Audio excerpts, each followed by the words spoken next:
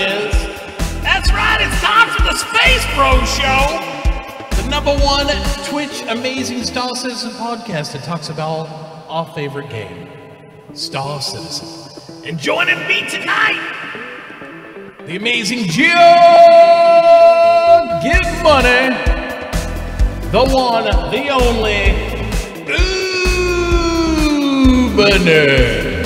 And you know him, you love him, he's the guardian of the Granadas, Dr. Drobes.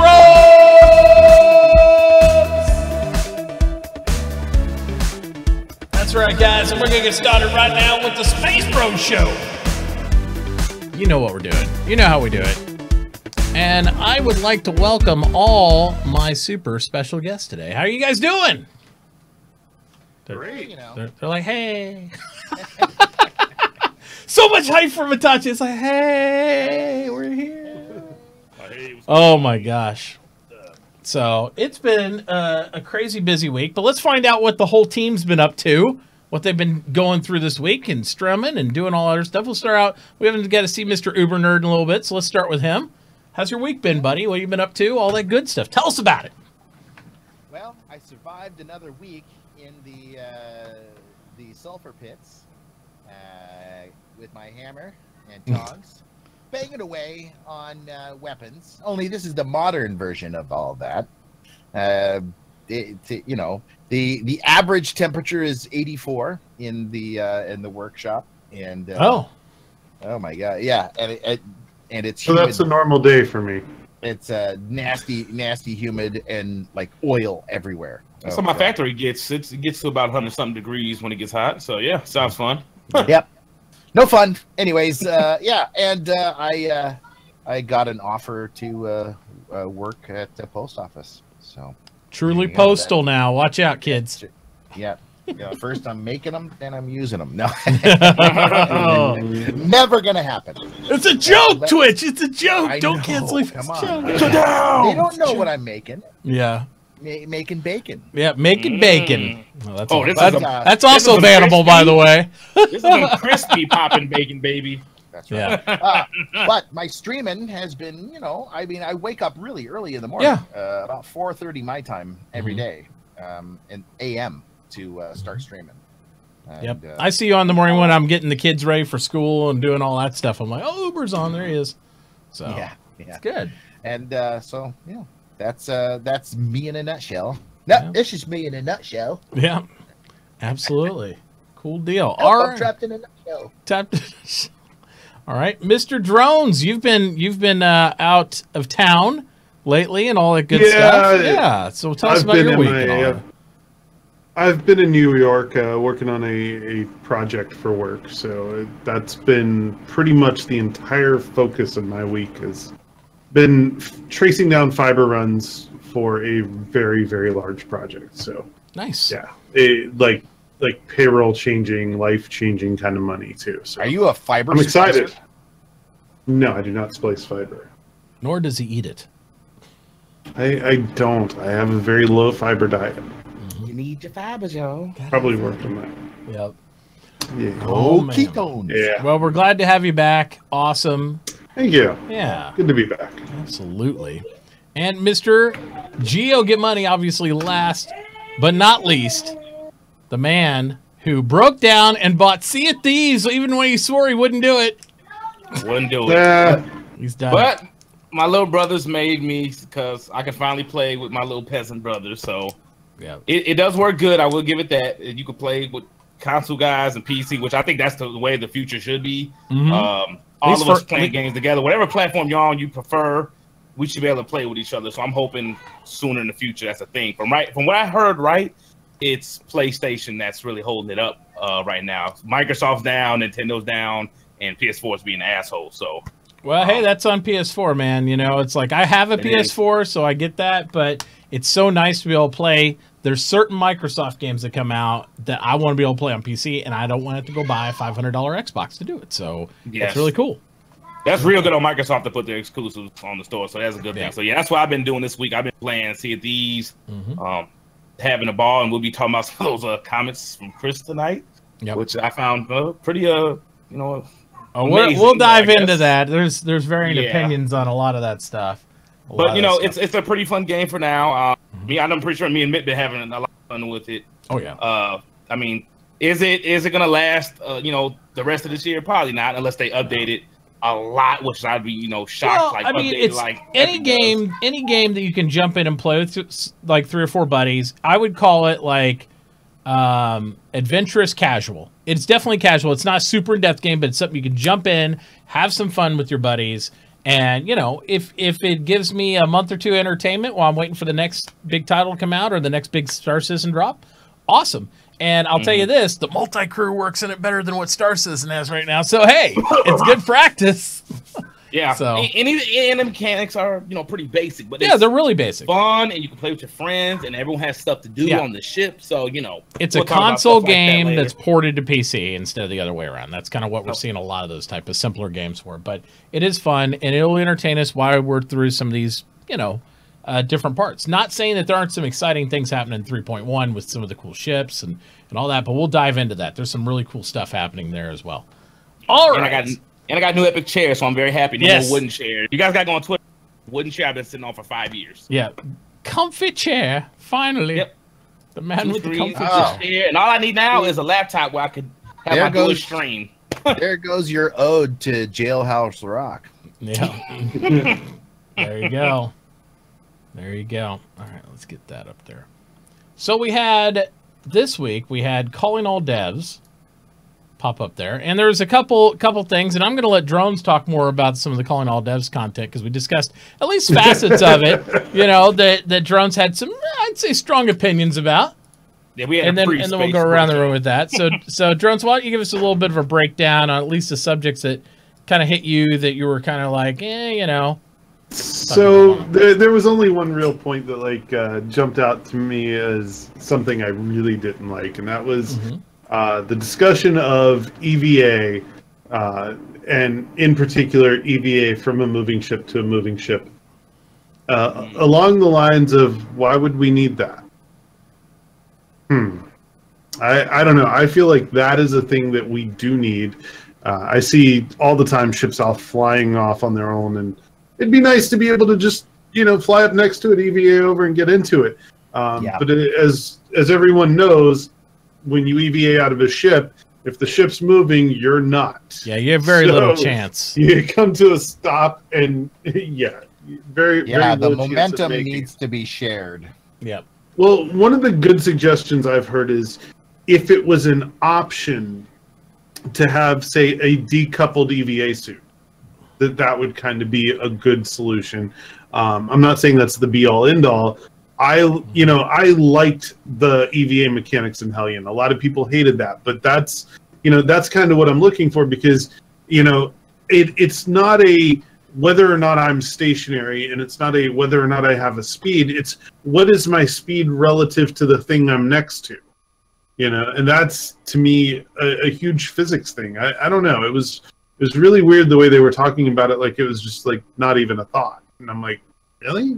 This is kind of something I want to see. What do you guys think? Time for a post on Spectrum. Time for a post on Spectrum. Well, you start it, because I'm lazy.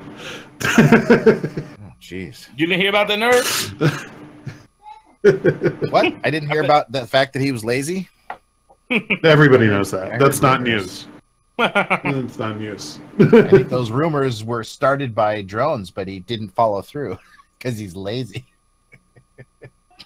Listen, I will eventually. I'm just procrastinating. I'll do it tomorrow. Maybe. As I was trying to open a bottle for my wife.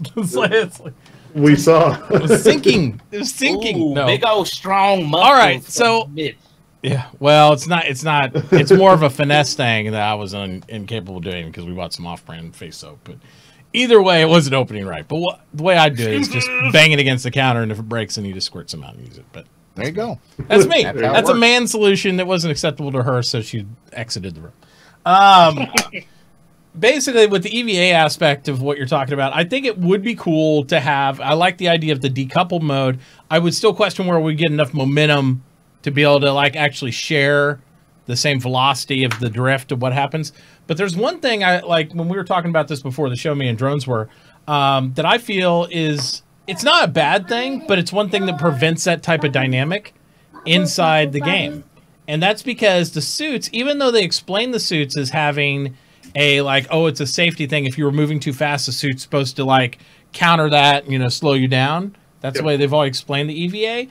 It really doesn't physically feel that way. That might be what's happening, but that's not what it feels like in the game to me. It feels like they have an artificial drag on your suit, right? Like you're going, your momentum will slow down to drag. And I think a lot of that is because if you guys remember originally when they were doing some of the ejection models for the ejection seats, you don't eject with a physical seat, right? You eject and your seat goes up or whatever, but you're at some point it disappears and you're just the entity there. So they create drag on the character of some sort because otherwise you just keep flying, right? You couldn't eject out of a Hornet and have that type of velocity because you just keep going. You wouldn't be able to recover to where your position was at all. Well, they actually need to do something like that. Yeah. Yeah, that should be a concern. So yeah, I like the idea. I don't know if they're capable of doing it, but I like the idea of just like your ship being able to maybe have a keystroke and decouple yourself. Maybe that'd be kind of interesting aspect if you could, if truly the way the physics model is working, where they're saying like your suit slows you down and creates that artificial drag or that counter stuff. If there was a way to decouple where you could just maintain momentum, that would be kind of interesting to experiment with and see what you could do. Did you guys ever encounter the bug in 2.6.3 where if you tried to egress or ingress into, I can't remember which airlock or which ship it was, but if you touched some of the ship itself, if you kind of clipped into it, you shot off into space. Yeah, you shot off like several 100,000 K or something. Right. So you got sent off and then try to arrest that speed with the suit. You wouldn't. It was not happening. Yeah. You're sitting there going, you're thrusting in as fast as you can the opposite direction of the. You are decelerating, but it's such a marginal deceleration that it's not really impacting your velocity of where you're going. It's just right. Yeah, so that's what I was saying is that. So how is it reasonable then? Yeah. That you jump out of a ship that's going 1,000 meters per second and you instantly stop. Yeah. You're not drifting. You Yeah. stop. You're at the spot. You're at the spot where, where the ship was, and you drift very. I mean, you're stopped within, what is it, 10 seconds maybe? Something like that. It's pretty rapid. Really it's ridiculous. It's pretty rapid. So, so I compare that to when I would get that the bug would fling me out, and there was no way for me to slow myself. I was like, okay, I'm trying to slow down, but I'm still going. Yeah. Now, here's the thing. I think that this can be very useful. Like, I like Drone's idea of having the whatever ship you're on, that's your momentum until you can do something to counteract that momentum. Yeah. And your heavy marine suit should be able to do it like that, like really well, because it's got built-in jets, it's got built-in retro thrusters that you could jump out of a spaceship from orbit and probably land on the surface of a planet with those retro thrusters, right? Yeah. But of course, you don't have very good movement. You can't run very far in that suit, or you'll get run out of energy and stuff like that. But the whole idea is that the thrusters on your basic flight suit shouldn't do jack diddly, right? Yeah. Just enough to push you from here to there. Like if two ships are flying side by side at 1,000 meters per second, you should be able to fly out of the airlock of one over to the airlock of the other if you're in space and not get left behind. That would be ridiculous. I agree. Physics-wise, I think that would be cool. There has to be something, though, that's preventing them from doing that, I think, because they're always trying to dodge aspect, and it could be something with the object containers. It could be something like what Elwook's saying in chat with like issues with inherent velocity on the assets. I don't know. And we'd have to have a dev answer that question to see how their physics model would work and like if that's even possible, or would it be a problem with that? Because we know what we would like realistically to be more realistic to what it would be in space, where you could drift and do that stuff, but there's got to be something on the physics model that, because they always seem to like kind of avoid that, like something's except that it's possible because they do it in Hellion. But that's a whole different. Hellion's got a tiny little Yeah, you know, that's a whole different development physics model than what we have in Star Citizen. Yeah, they're it's a using different engine, Newtonian different phys- They're model. using real Newtonian physics. Yes. You know? And Star Citizen is absolutely not. They're simulating certain aspects of those, but they are not. Newtonian. Of Newtonian physics, but they are not like Newtonian What physics. I'm saying is that the developers for Hellion have proved that it's not really an issue. I think that the issue, I mean, they have physics grids within the ships that you and space stations that you have in Hellion. So I just think that they're going at it a different way. You know? They are, and I'd be interested to ask. Maybe we should readdress that question on one of the Calling All Devs posts. Say, could you explain why you could or could not do this? Is this possible, and why couldn't we do this? It'd be an interesting answer. Because even if they said, hey, we can't do it because of blah, blah, blah, I'd be fine. I just want to know. I think it's interesting to find that out. Yeah, sure. And I think, because they had the problems before with docking collars and stuff and 2 items, like trying to be stationary and connect and even a little bit of motion, there's got to be something about the way they've had their object containers and maybe passing an entity from one to the other. There's got to be something the way they're I designed don't mind the idea that if they say, look, we're just not going to do the docking collar thing yet. Just, that may come in the future, but right now we're going to leave because it was taking too long to try to solve the issue, right? Yeah. That's why they stopped it. Not because they don't want it in the game, but because they had too many man hours in it and it wasn't working. Yeah. Right? Exactly. So, that makes sense. They got to cut their losses at some point and say, okay, this is, right. We don't know what we don't know. Yeah. Meaning they also hadn't developed enough of the game yet to really know, okay, how is this, how do we write the code for something where 100 other things and there's a lot of other aspects that like they still haven't done yet physics wise in the system that might be more prevalent, like the orbits, like some of the other things with the planets, those things that they don't have in all the way. So orbits are going to come in and then things are going to change, right? Yeah, exactly. And, and one of the interesting things that Drones pointed out to me before the show they hasn't mentioned in this part was the fact, like, how would that impact if you have orbits in and you have a station in geosynchronous orbit with like a moon, right? And you aren't physically on the platform. Are you going to travel with it? Or if you're EVA, because this thing's literally moving now, right? In space when the orbits are in. Or are you in that physics grid and you're going to share the physics grid and stay with it? I don't know. It's an interesting question. That's what they one of the original thoughts that they had about, well, when you fly to a planet and you enter into orbit, because we're not really going to orbit, right? But when you enter into that area around the planet, once you get into the gravitational influence is what they were trying to say, that even so all these ships and satellites and space stations that are around this planet within its orb of influence will follow it. So if you stop within that orb of influence, you'll be stationary in regards to wherever you stopped with the planet. Although the moon, if you're stationary, the planet will still rotate underneath of you. So the motion will be there. Right now, you can sit there, and if you stop, that's exactly what happens. If you stop above a planet and you're not within its gravitational influence, the day-night cycle goes, like you can see the rotation of the planet beneath you. Yeah. Right. So now what I'd like to see is for them to give us the ability to say, hey, I want to be in a geostationary orbit. I want to park above this spot on the planet. And then you push a button, and that's where you stick there. Yeah, and it's going to rotate with it and stay right in that that aspect of the planet in that distance. That'd be interesting, yeah.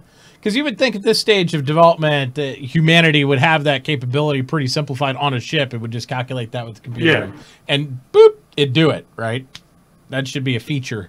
Now, it would be cool also that if we could basically, like they were talking about how there would be this sphere of influence that each planet and each body, a celestial body would have. Like moons would have their sphere of influence and planets would have their sphere of influence.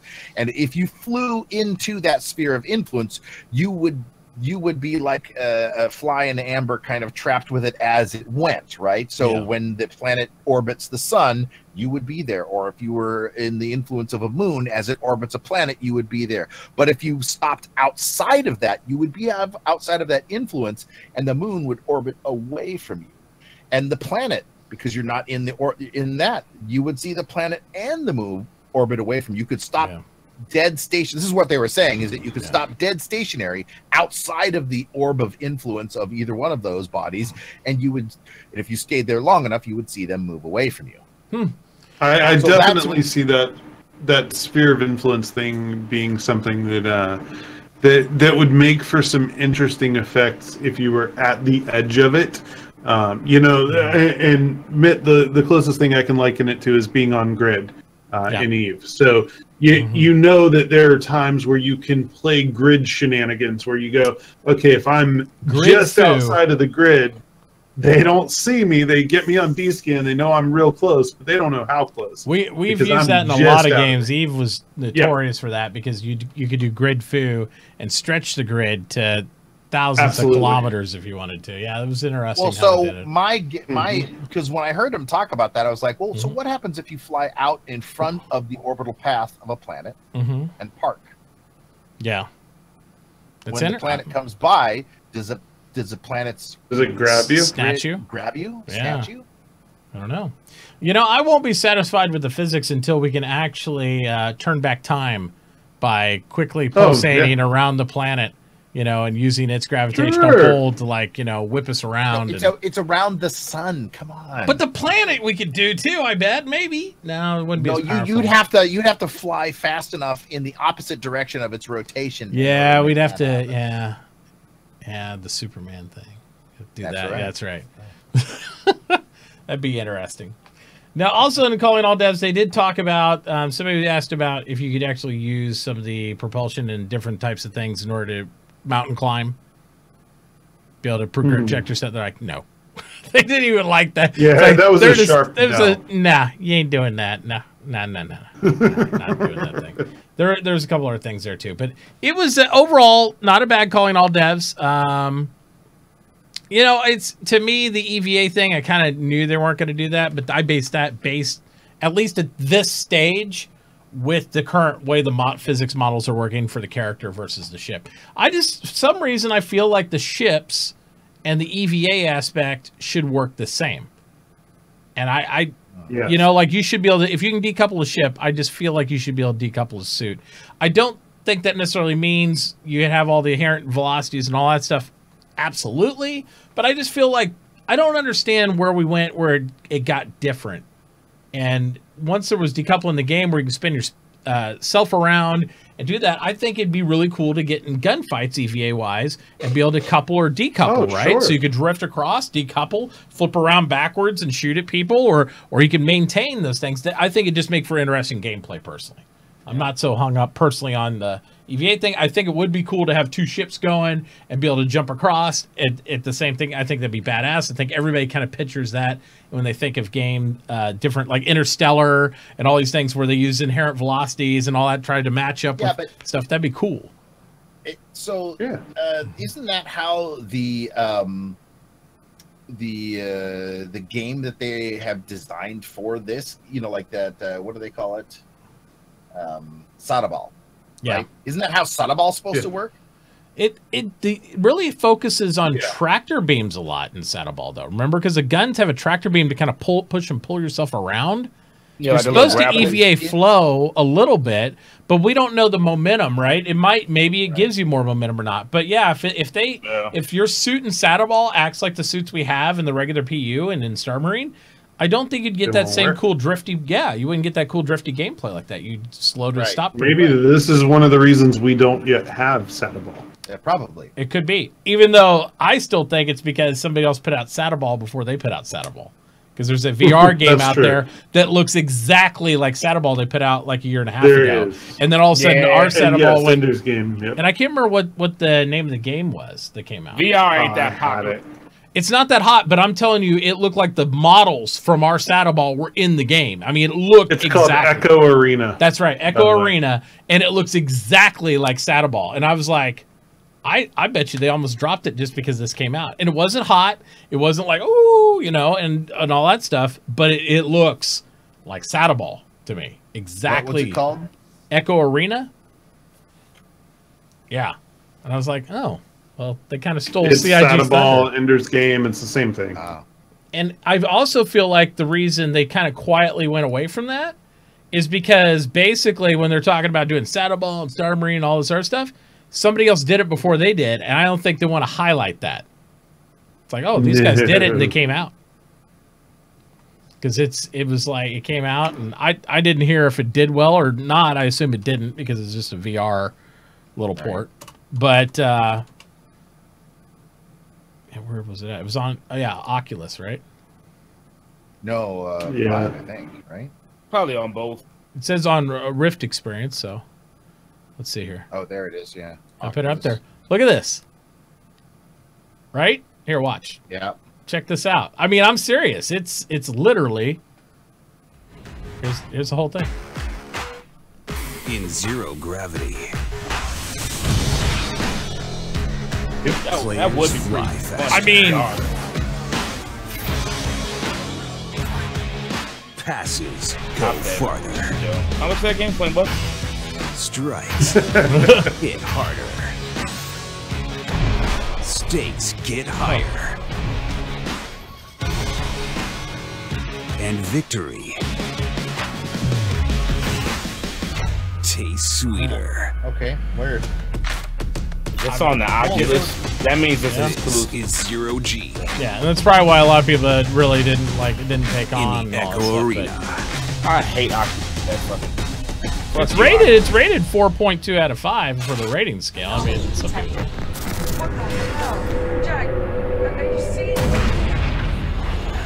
But see, it's all tied into this. It looks pretty awesome.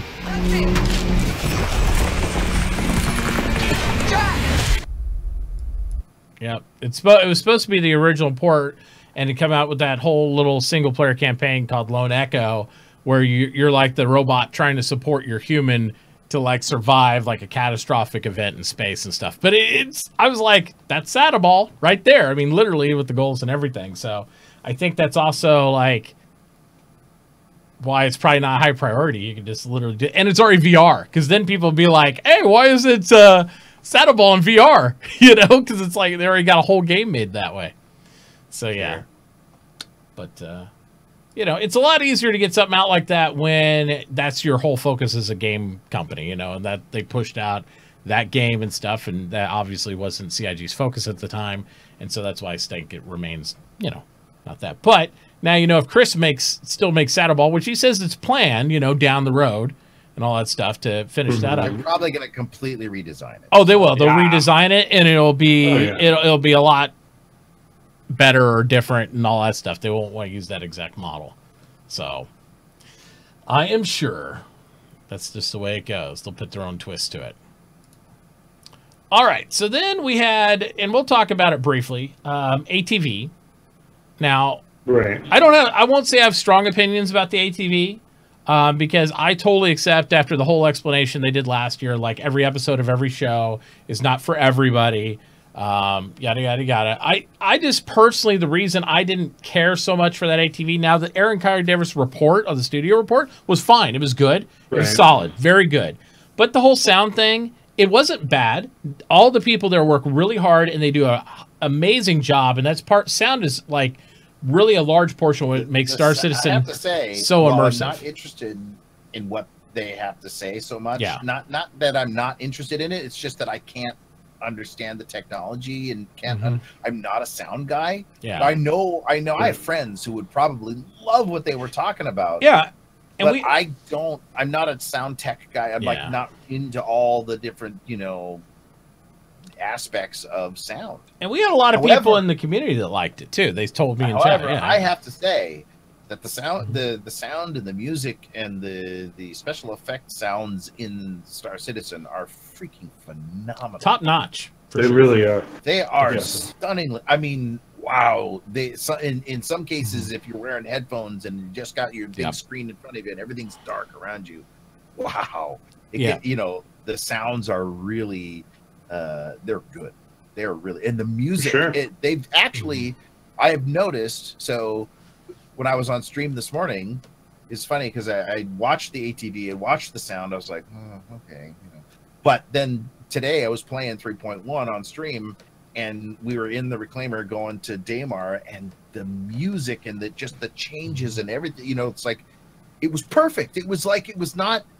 was not overwhelming. You know how sometimes the music can get really overwhelming right away, gets really, you know, loud or something like that. It wasn't, and there was new music, which was really nice. The only aspect I say of that that I did find a little bit interesting, because I always watch it anyway, even if I'm not that interested. And again, the reason I wasn't that interested is because we've seen 3 or 4 sound episodes last year, and it was kind of like, okay, I get it and all that.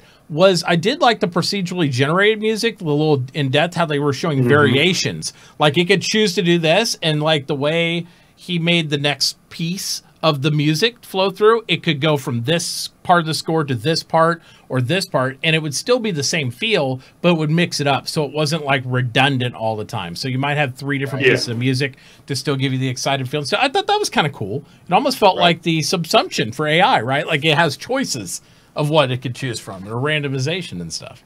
But Gio, how did you feel about ATV? And why don't you tell us some stuff? Well, you know, I appreciate sound and stuff like that, but I'm not gonna watch a whole episode about it, so I didn't really watch the whole thing. But I will say I do love I appreciate what they're doing, because I love the explosions. Hearing that Idris explode last year was fucking beautiful. Yeah. In the music they have with the soundtracks, they guys from movies making the music makes it sound so epic. That's like my favorite type of music, like that epic sci-fi. I don't know what genre you kind of put it in, but that is like my favorite type of. So I'm glad it's in there. I appreciate them. I just don't watch a whole. Yeah, the behind the scenes loses me a little bit and all that and stuff, but there were elements that were kind of cool of it. But yeah, again, that, and you know, to me, it's like I said, if they follow up with like a lighting episode after this, I'll probably also be falling asleep at that. So I'll be, you know, I feel that what saved the week for development for me was the fact that they had RTV with CR. You know, having CR there for the RTV is like, otherwise it would have been kind of like a blah video week for me. But again, every week doesn't have to be amazing. But at the same time, having Chris there at the end of the week, I think kind of salvaged the week for me. So that was pretty cool. I like the fact that they have, they continually now talk about the preparation of our hangars. Yes. You. Yep. That's good. And I like it. The more they talk about it, I'm starting to get hyped. You know, I can't help it, but I mean, I want, you know, like, so if all goes well, we will have 2 planets for you know, landing zones that are not moons. Yes. And of course, we'll have land. Now, do you think that they are preparing our hangars to be placed on our land claims? Do you think this is what's going to happen? Because I'm thinking that's what they're doing, because they're talking about land claims. What are you going to be able to do? We don't have a Pioneer, so I think what they're doing is they're prepping modular hangars for us to put on wherever we claim our land, right? And that's what they're going to do. So it's not going to be city center hangars yet. Well, the reason I have interest in that is because I think they want to have some form of storage out there at these outposts and stuff, because they do want you to be able to utilize your land claims. They want you to be able to take advantage of them. The thing is, I also remember distinctly last year them saying that they didn't want to make the storage or areas or anything over at the land claims, at least originally, they didn't want to make it like your hangar is right now in Star Citizen. They don't want to make it some invisible thing that you like spawn your ships. You would have to move your ships to that area. But again, it could be maybe 0-tier hangars, might be like exactly the hangars we have, right? That means long term they make it to where you'd have to move the asset there, but maybe right now you could just spawn your ship or something in those areas, just like we do at Port Olisar or Grim Hex or anywhere else. I don't know. I think the way they're going to do it is that whenever you, like for right now, when you come into the game, everybody starts at Port Olisar. You spawn your ship there. If you fly your ship over to Grim Hex and then log out at Grim Hex, you log back onto the game. You know, if you happen to go back to Olisar and then log out, but you left your one ship at Grim Hex, it's still at Grim Hex. Yes. Now you can't get it back to Port Olisar without doing an insurance claim, right? Correct. But I think it's going to be the same kind of thing with our hangars, where if you fly your ship over to your hangar, that's stored there. You know, of course, and store it there. Now, hopefully, because not everybody has a ship that has a bed in it, right? And so if you land a ship at your hangar that doesn't have a bed in it, although here's the interesting question, though: will the hangars have beds? I don't remember if they covered this, but our outposts are destructible, aren't they? Yes. Yeah. Well, that they will be. The outposts that are in the game right now aren't. No, but the ones that we have on our land claims, supposedly in the future or whatever, should be destructible entities. So what happens then? I guess it's the same thing like what happens if your ship's destroyed. If you had a bunch of storage in there, then you'd have to just insure it and reclaim it. And... Can you rewind that a little bit? Yeah, sure. Talking about I want to go back to the foliage. Before, no, I don't want the foliage. Go back before Eric Kyron. He was talking about the hangars, and he showed a bit of the modular hangar. Okay. I do miss going down my old hangar. Right around here? Yeah, right around there. Yep, he's got some of the work in progress for the hangars here. Right, so this is, they're talking about the hangars, but look at the size of that. Yeah. I mean, we know we're going to have big ships, but look at that. Shit, yeah, the hangar may fit in there. That's what you see is the size of it. I see the multiple people. I see, other entities, people, or AI in there. Oh, I didn't even think that. Yeah, see the other so people. he's talking about giant. They're talking about working on different hangar types that are going to be in the PU for players. Yes, this is what they were talking. Now they haven't gone into any depth. No, but just that clip right there was like, oh. That's a big freaking hangar. To be honest, that was it's a Kickstarter promise, right? It was like one of the stretch goals was to be able to visit each other's hangars and stuff. And this is like way early stretch goal. This is probably I would dare to say it's one of the stretch goals that's probably one of the earliest ones that they haven't fulfilled. For the most part. They also said, I remember it was what was it? I think somebody was talking about, they'd gotten a question about hangars, and they said, no, we're not gonna, yes, people will be able to go to your hangars, but only when we bring them into the PU. Yeah. So, because everybody was like, remember when we had the elevator in your hangar, and you could go to Area 18 from your hangar, and everybody was thinking that you could just go into Area 18 and search a list. This is what it was going to be, right? Everybody was thinking that you just go into the elevator and you search a list, and if somebody like in all these other games that are out there, they would be, you know, if you put people on the list of, they'd be able to access through the elevator, access your hangar, right? Yep. So everybody thought this was going to be the case, and somebody had brought that up when they had a Q&A session with somebody, I don't remember who. But they said, no, we've decided against doing that. And they even took the functionality of the elevators out. Yeah. That all was really weird. It was really weird that they did that, because I thought that was going to be the tier 0 multi-person hangar was exactly that. It was going to be that too. And that went away. And I don't know. I would still say you'd have a hard time fitting a reclaimer in here.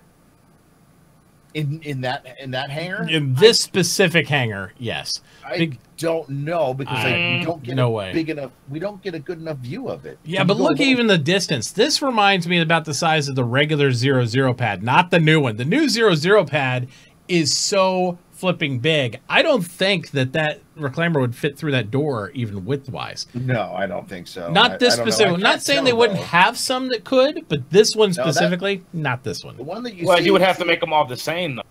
Same size. Yeah.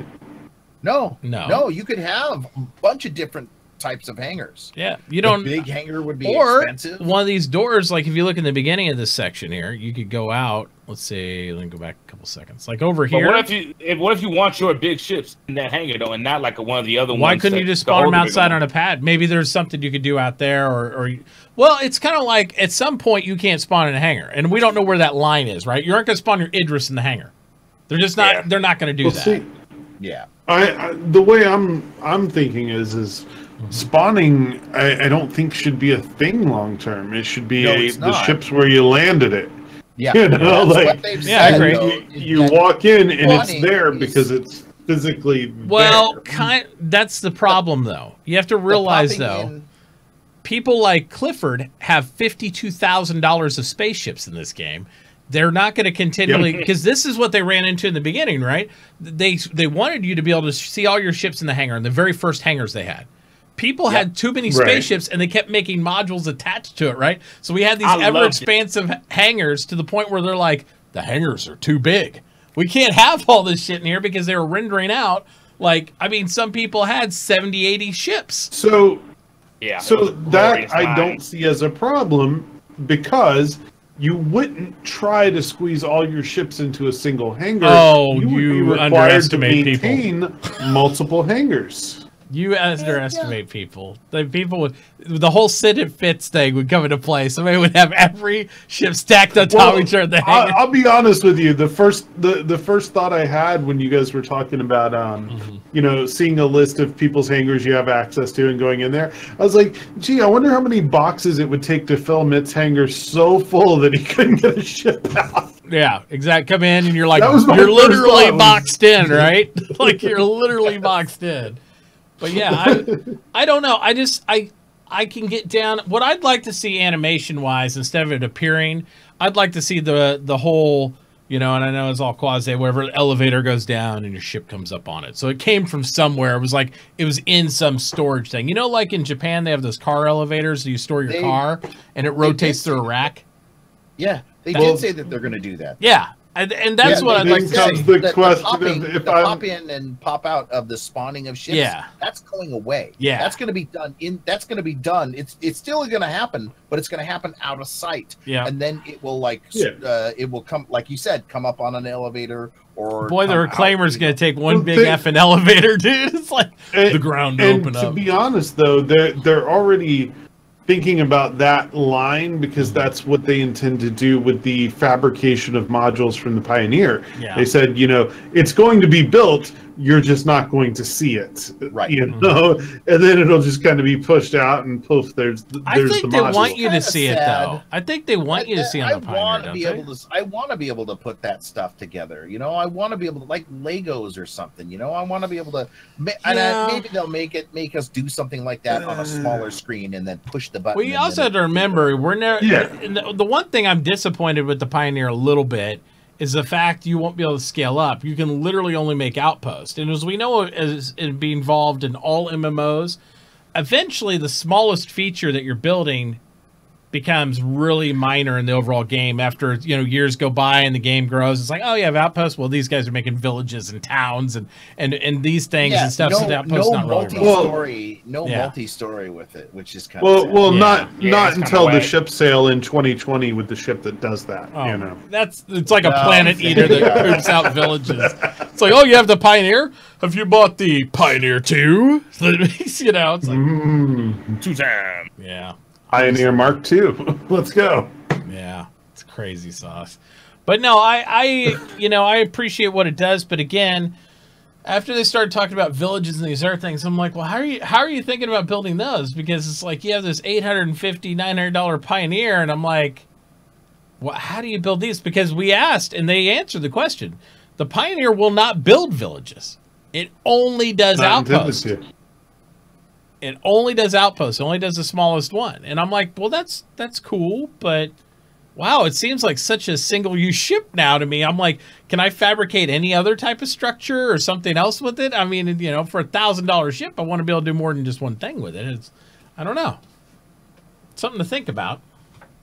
I mean, yeah, it'd be cool when land claims first come out, but like 6 years down the road, am I going to be like, oh, I'm glad I bought one of those for $1,000? I don't know. So, especially since you can't make them 2 stories.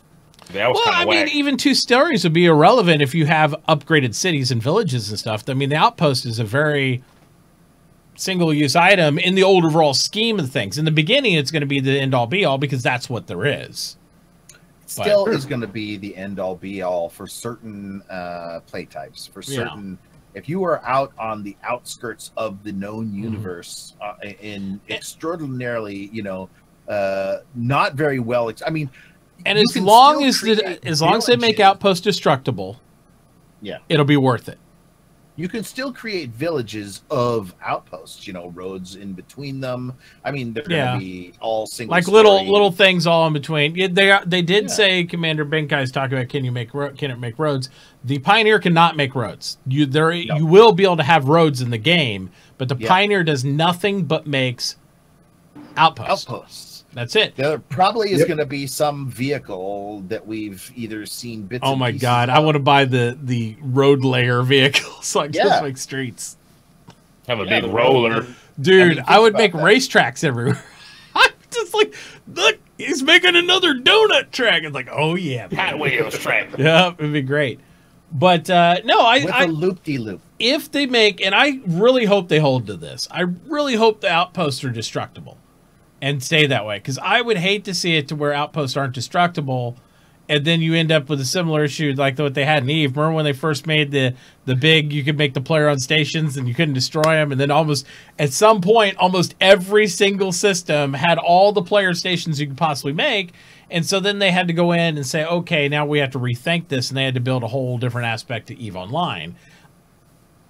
Avoid that to begin with. Make sure everything player created is at some level destructible, so that way you have to replace it, whether it's through insurance or whatever, but at least it gives the Pioneer an ongoing purpose to rebuild. Hey, they have also said that everything is going to wear out. Even if you're not using it, it will slowly wear out. But they've also said now, like at least as far as spaceships go, even if you don't have insurance, you'll never lose your ship. You'll just have to pay more to get it back. Which is, I find weird. I'm like, insurance is so easy, and they're going to have so many warnings for insurance. I think if somebody just personally negates their insurance and is like, whatever, and they ignore all the warnings, they click off the safety things, they should be able to lose their stuff. I get why they don't want to do it, because so many people have pledged so much money to back the game, and they don't want to take away assets from backers. But at some point, you're going to have people enter Star Citizen down the road that never backed the game. They just paid their $45 or whatever, $50 to play. Yep. They've earned everything in game. They won't have that same attachment to losing things that maybe people may have paid real money for. Nothing. Well, that's their fault. That's their fault. Yeah, but remember, I don't believe, like, okay, so when the game goes live, I don't think ships are going to be the same. Like, I think that they're, like right now, it's all about pledges, right? Yeah. But once the game goes live, you know, if Squadron 42 hits the ground running, like I really hope and think it will. Yeah. You're going to see so many other people go, what's this? Oh, yeah. I'm watching this, you know, holy smokes, what? And these people are not paying attention at all to Star Citizen or, you know, that's anything right. Once there's an actual game to play and see. We're a small gaming community. Even 2 million people, that's a small I'd say we're community. Niche by far. We are a very small niche community. Think about if Squadron 42 comes out and it just makes like all, you know, it makes games, you know, like, well, of course, Mass Effect Andromeda kicked its own self in the nuts, but EA did. Yeah, but what I'm saying though is it just makes all those other games that came out in that area just look like absolute garbage. And plus, you got you know, Gary Oldman, you got Mark Hamill, you know, you've got all these really well-known Mark Strong. actresses. I just like saying his name. And Liam Cunningham. You know, I believe it's gonna have that.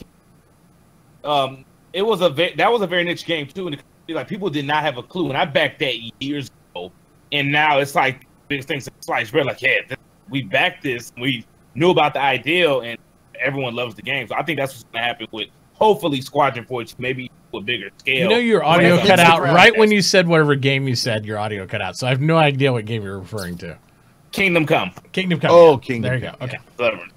Yeah. Which has a lot of issues still, bug-wise, but it's still a very enjoyable game. Very enjoyable. The story's cool, all that stuff, the background in it. I would also say for people that are asking questions in there, and I apologize if we miss some, we will try to pull some. If you have questions, !questions chat, put them on that doc, and we will get them. We reserve the whole second half of the show just for answering and addressing all your questions. We hit every single one we can, as long as it's not totally trolly. And then we usually point and laugh at those questions. But the rest of them, absolutely. We like to... The more you know. We need that graphic up. We could do that. Right. No, but yeah, I agree. I think there's a lot of things that can be adjusted and stuff if they do see issues with like the Pioneer, the different buildable things, all that stuff. I just want to see. I don't want people to lose their stuff. I don't want people to feel like, oh my God, I've lost something I invested a lot of money in. But I do want there to be loss in game to make it meaningful, but not necessarily your money, but like Outposts, things that were more replaceable. I think cargo, outposts, guns, upgrades, you should lose those things in game. Ships are also easily replaceable. They are, but I just think they're CIG has laid the groundwork. They are scared to take away your spaceships because you paid money for them at this stage of the game development. They are. That everything they've done is safe to do that. I can see that, but what I'm saying is that I'm going to get back to that when they go live. That whole backer insurance kind of thing is going to go to the wayside, and new entries are going to have to go, okay, but would you like to have insurance with that? Oh, how much more does that cost? Oh, God, no. You know what I'm saying? Exactly. I mean, if you've just paid for in-game money, people will lose shit and not care. Yeah. So people will end up, after 9 months of gameplay with a reclaimer or something like that they bought, that they started off with an Aurora or with a Mustang and they ended up with the reclaimer. Yeah. And, maybe by that time they'll be savvy enough to buy, insurance. But on the way, will they have bought insurance for every ship that they have? I honestly think unless you're just like adamantly trying to make a point. Ships either. Yeah, I think unless you're going to adamantly refuse to buy insurance, you're going to have every opportunity to buy insurance. It's going to be thrown in your face. It's going to be warned every time you undock. They've already said this stuff. So if you just decide to negate all those aspects and go afraid, then that person shouldn't have any complaints about losing a ship, in my opinion. I mean, that should be the same. That should be the same for people who buy package. If you kept ignoring insurance, knowing the consequence, because that's people missing out on gameplay. We could hire them if they lose their ship. If they were either blind or dumb not to buy insurance, you only have a 24 month. Like my 890, I got 48 months. If they kept putting it in my face and I lose it, I'm not going to bitch or cry because I was the dumbass who you did it. might not bought it, but somebody would. And that's their fault. But here's the other thing. Imagine this: if Chris Roberts came out on camera and said that, how many people would not pledge the game?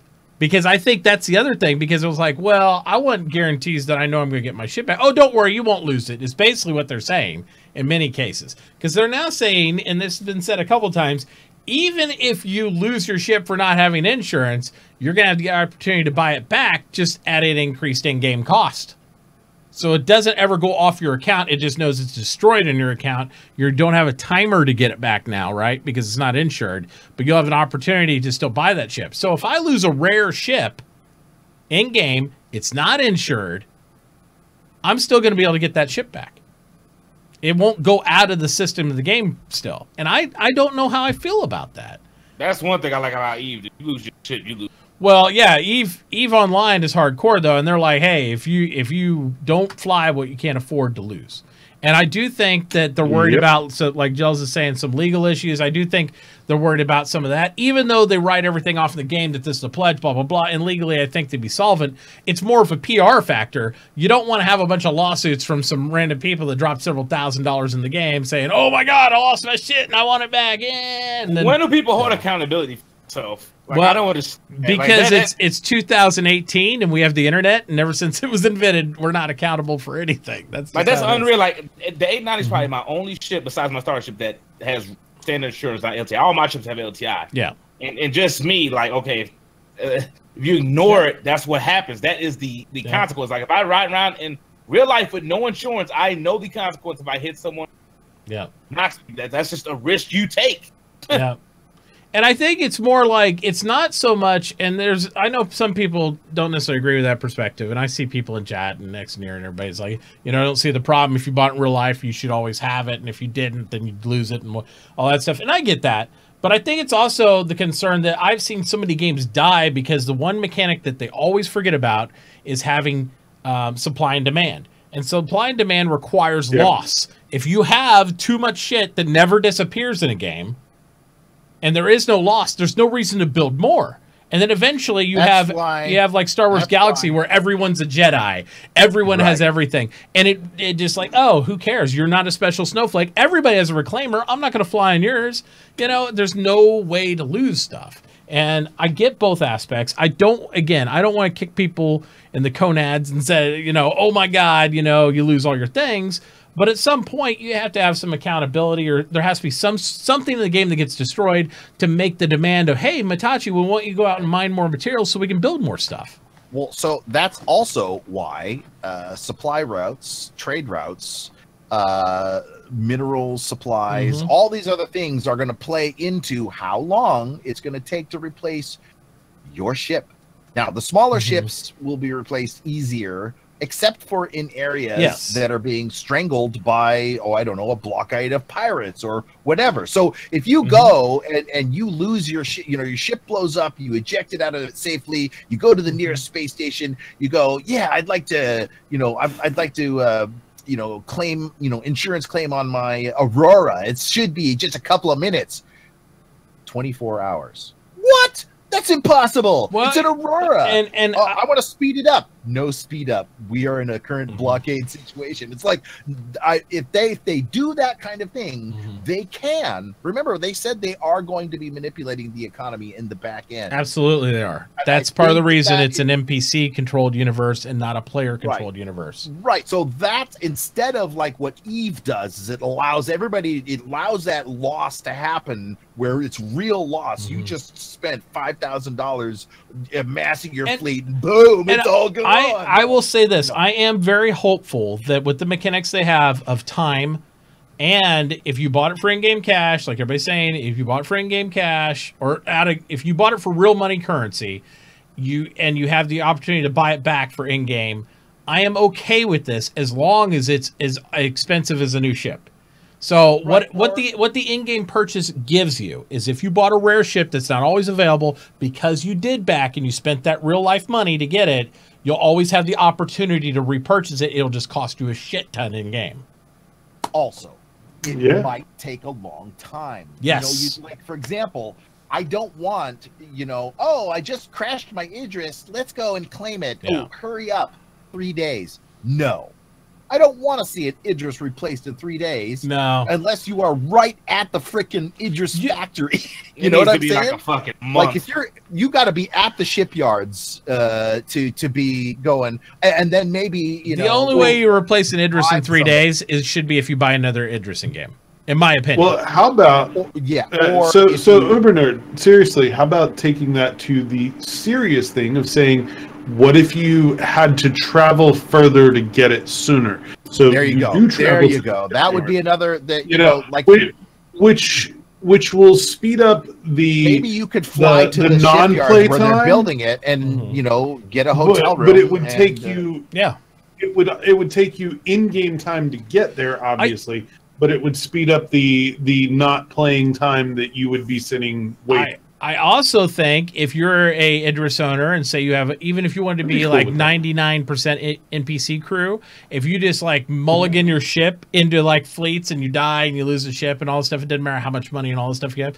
I think the review system should be impacted by NPCs too. If you just killed your entire crew by doing some dumb captain shit, maybe the NPCs you have to hire are way more expensive because they're like, I ain't flying with this guy. He just lost an entire Idris after flying it for 15 minutes. It was like, you know, I think things like that would be cool to see across the board.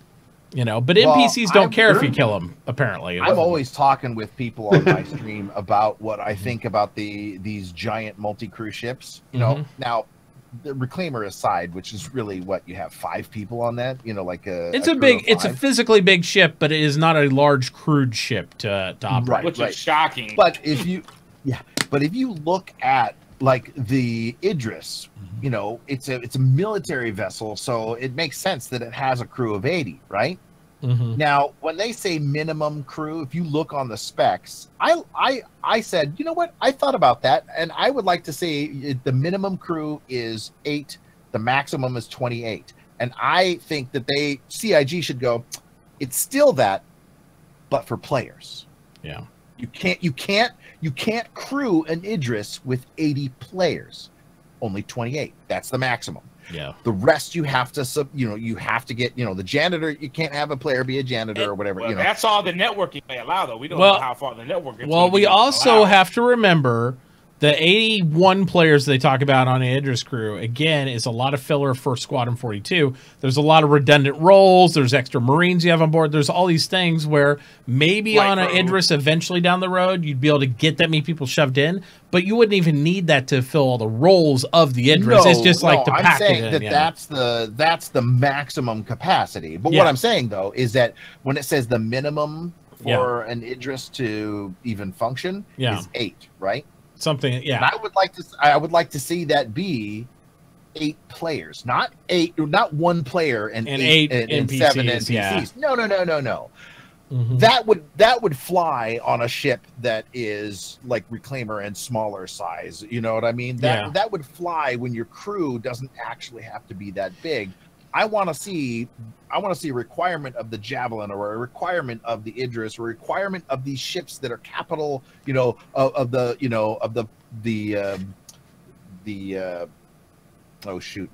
Endeavor and stuff like that. I want to see these really big ships actually have to have, in order to function properly.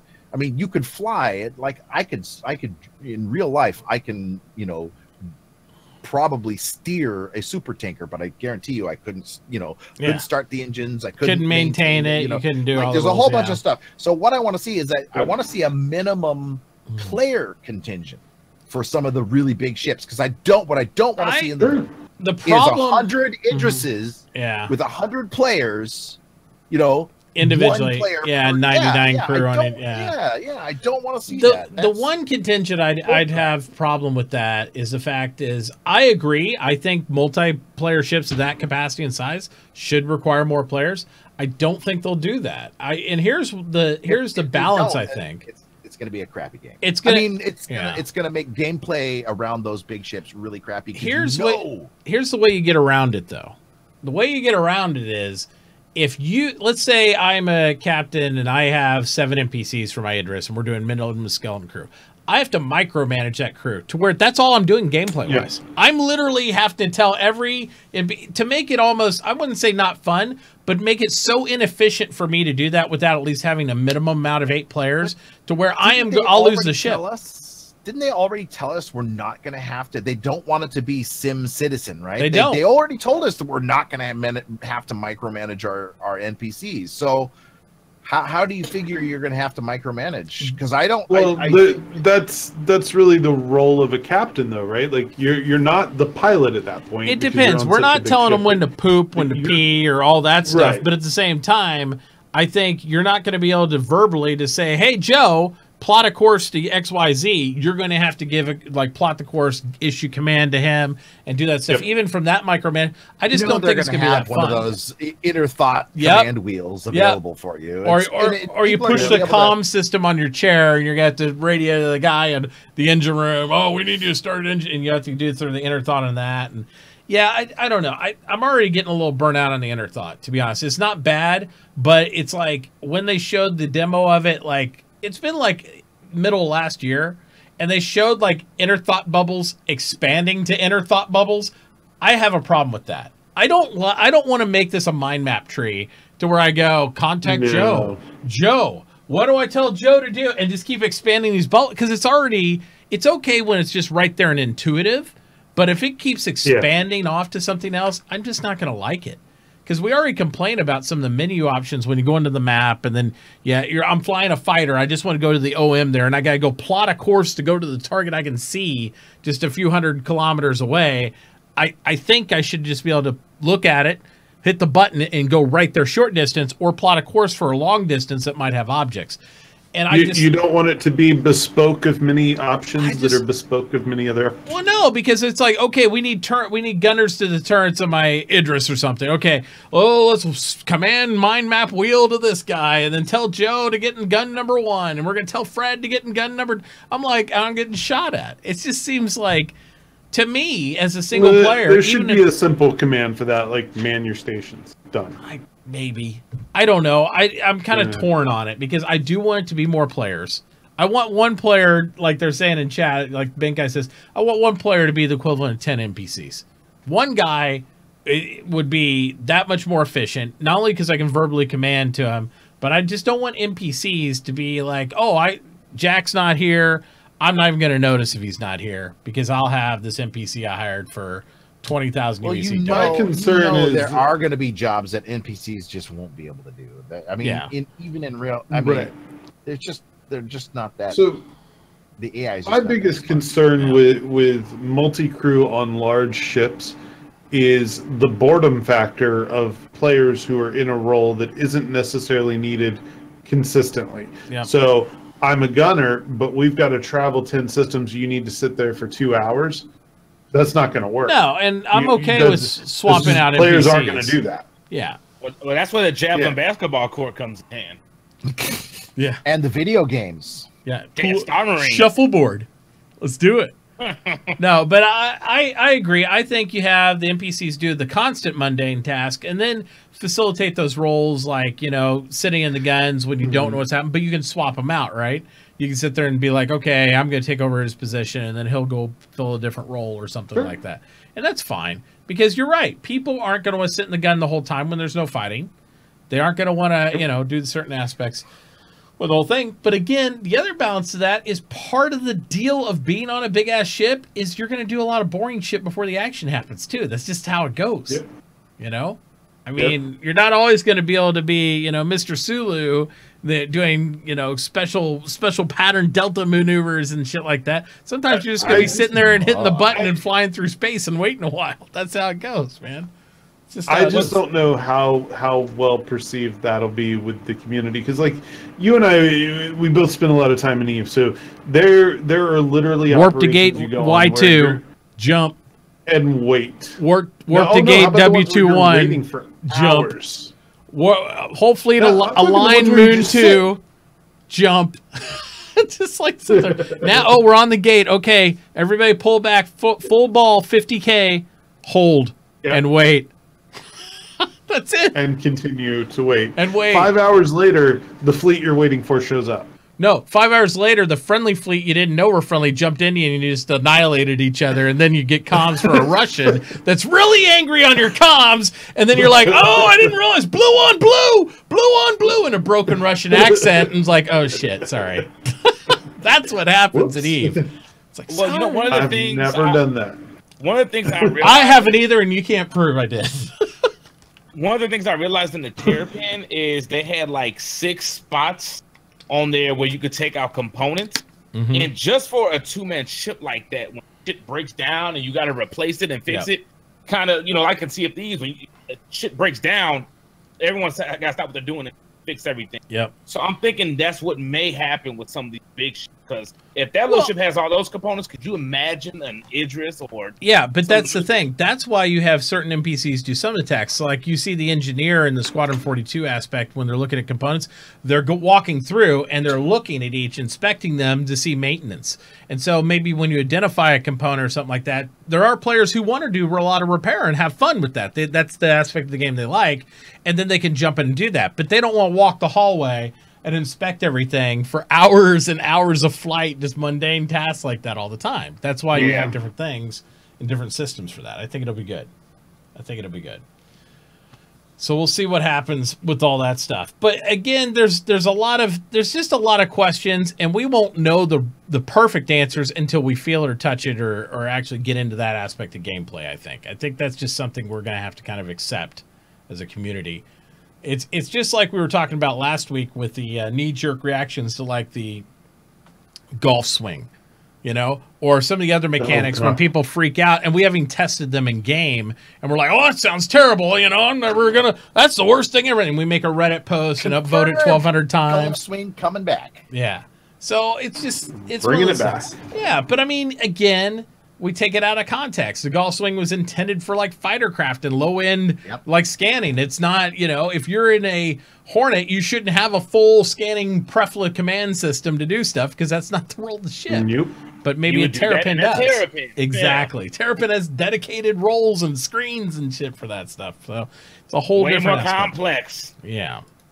So I think we just look at all the screens inside of the Herald, right? I mean, you've got all of that very complex computer system set up. So it's like a freaking news van. Yeah, well, the scanning in Herald is going to be a completely different procedure than the scanning in and whatever mini game they have for hacking too, and pulling data and running data across and stuff. It's a whole dedicated seat to sit there in those panels and like be able to manage that information and do those things. So there's a lot of stuff. There's a lot of stuff that's going to be hands-on, that's going to not be fun for some people, be really fun for others, but everybody's going to get burnt on in tasks and want to rotate jobs and do things. And some of these mechanics just need to be tested in the universe, and they need to be able to be assigned to NPCs, but a player needs to be able to perform all of them better than an NPC. Because it is an MMO, you know. Except for mopping the floor. Except for mopping the floor. You know, well, maybe I might be able to mop that damn floor better and faster than an NPC, right? So, sure. But would you want to?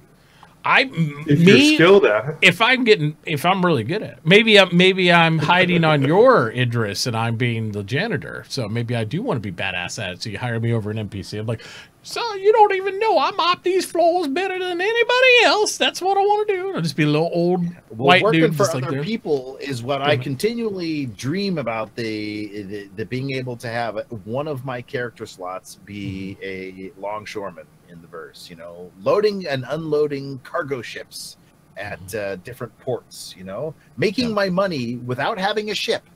Yep. And just loading, you know, taking contracts to unload somebody's ship and being the best at it at that port, right? Yep. To be able to undercut all of the stupid NPCs and unload their and ships. other players, yeah. So that to me, and then we, you know, get into the longshoreman union and, you know, over there to go. Any nice. Then we have the picket. Did you cross that picket line? Scabs. See, and jobs like that will be available for people who recklessly lose their ship, didn't pay for insurance, and they would be forced to work on other people's I'm on ships strike. and work their way back up. Does that mean I can wear a rat suit out on the picket line and say rats go home all the time when NPCs are trying to steal my jobs? You're taking her jeeps. Damn NPCs. Oh, man. So crazy. So crazy. All right. So we went into RTV. And I want to dive in this. And guys, if you do have questions, again, ! questions in chat will take you over to the page, and we will address all the questions that you have that are reasonable.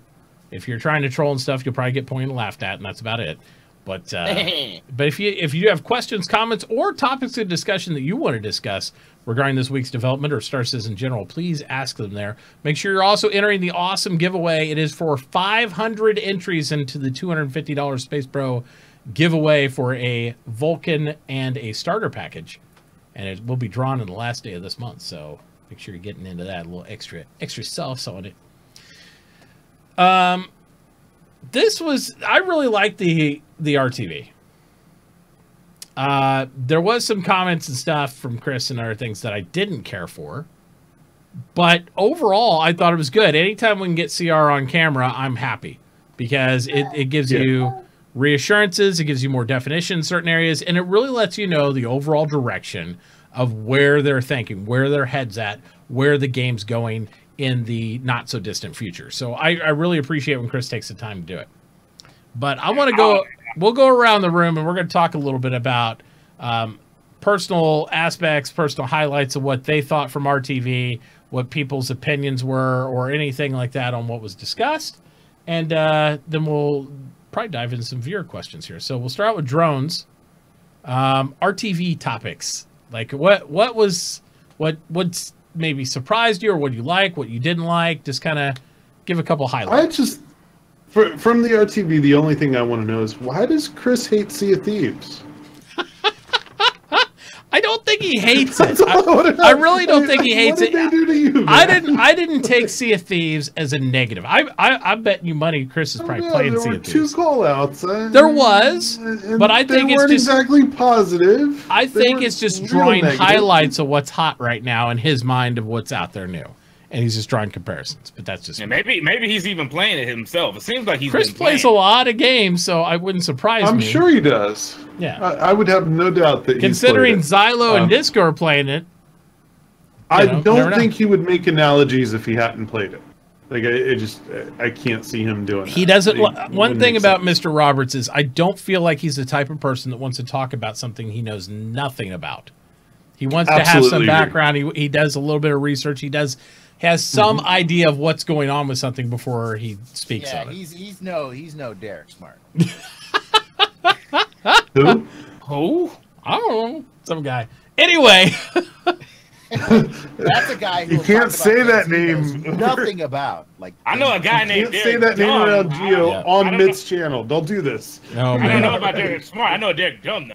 Oh, boy. Here we go. Okay. Anyway, Drone. So Sea of Thieves comment. Okay. Anything else that stood out from you from the great savior, Mr. CR?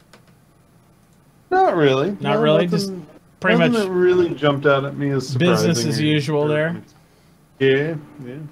Right on. How about I like the change in his attire to Okay, never mind. That was last week. he recolored his hair, so that's good, I guess, I officially have more gray in my hair now than Chris Roberts does at this moment. Christ Roberts the size one. I bet you he's all gray. I see everywhere where you see like that orangey color, that's the gray. Oh, that gray came from the back. 'Cause he wasn't like that. It's like when the president, when he goes in and then he's done with his term, it's fucking all gray.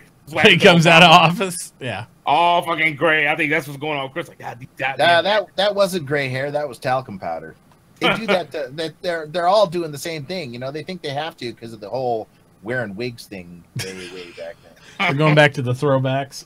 Yeah. There you go. All right, Uber, how about you? What stood out from you topical wise about RTV? I didn't watch it. You didn't watch it yet? I haven't. That's right. You were right off work, weren't you? Oh my God. Yeah. I work, and then when I get home from work, I'm like, lie down. Yep. All right. Geo, you got anything, or is this going to be a MItauchi talks about it all? This I was happy to see Chris. To be honest, Chris needs to be on RTV at least once a month. To be honest, I would love to That'd see be Chris cool. because he Or any of the shows, really. Yeah, at least once so we could see. I'd love to see him on any of the shows once a month. Yeah, something like I know they had another. Well, one, you but do. He's the host. They had another show. Oh, stop. Just we stop. Don't, we don't give a fuck about it. They could put Ben back in for that shit. I mean, we want to see him in action. Like they had another show when he was actually doing some dev stuff. I thought that was one of the coolest shows. I think it was like 1 or 2 episodes though. So we end up not seeing that anymore. But yeah, Chris, come back to the camera because when I first backed the game, that was one of my big things why I backed so much. Because I was like, well, I like seeing the creator of this game backing his product. Answering our questions, what's going to do, what's going to happen in the future. It gave the project more legitimacy. But one of the things that kind of stood out to me was it just seemed like Chris is a little bit out of touch with the community. And some of the comments he made with Sea of Thieves, and this is, Sea of Thieves it's a fun game. It's very basic mechanics. It's not something that's going to I'm going to play this for years. But I had more fun with the ship combat, with the basic stuff in this game than I have in any multi-ship in Star Citizen. I mean, we've been hearing about the item system 2.0. What the fuck is that? We're going to have the turns and fight ships and, fix stuff up. I mean, this is stuff we've been waiting for. And it just seems like he didn't have a clue. And now they're coming back for us to look at the survey like, okay, what do you guys want? This, that, and the third, which we've been clamoring for. We want the multi-crew and play with our friend, fix stuff. That should have been like right there with the network. Even the simplest form would even help if it just works. And we've been waiting for years, and it's just kind of shocking. Like, oh yeah, our game does everything more than Sea of Thieves. I'm like, huh? Where? A lot of stuff doesn't even work. Yeah, I want that spaceship like was in the Fifth Element. The restaurant, the little restaurant that flies along. See, the food truck. I've been talking about that. I've been wanting a taco truck forever inside the game. Like some of these weird, mundane, just like little ships. Even if they're not player controlled, I would just like to see those ships flying around in the universe just for variety. like to see that just as part of the color of the universe, But on the Sea of Thieves things, yeah, that kind of bothered me too. Not because Sea of Thieves fanboy or anything, which I am a little bit. I like Sea of Thieves a lot, but again, I'm a realist. Sea of Thieves has a couple month playability off and on, and the more if you played it straight for 2 months, you'd probably be done with it after a while because it's just cosmetic progression and those things. Unlock new quests and do some cool stuff. But once you get max level in it, once you unlock those, until they do more content drops, you're going to be like, eh.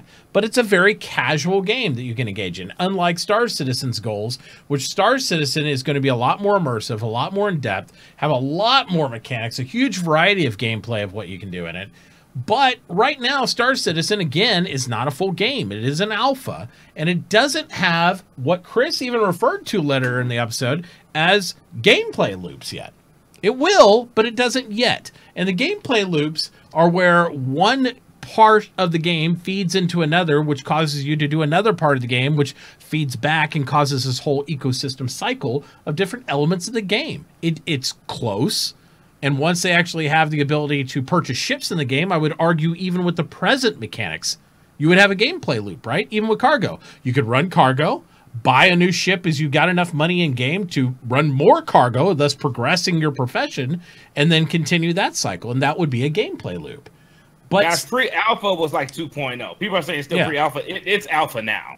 We can't keep calling it pre-alpha. We're going on, 7 years? Yeah, but Sea of Thieves has gameplay loops. It is casual game. It is simple game. But there's a reason to progress, even though some of us might be like, it's cosmetics.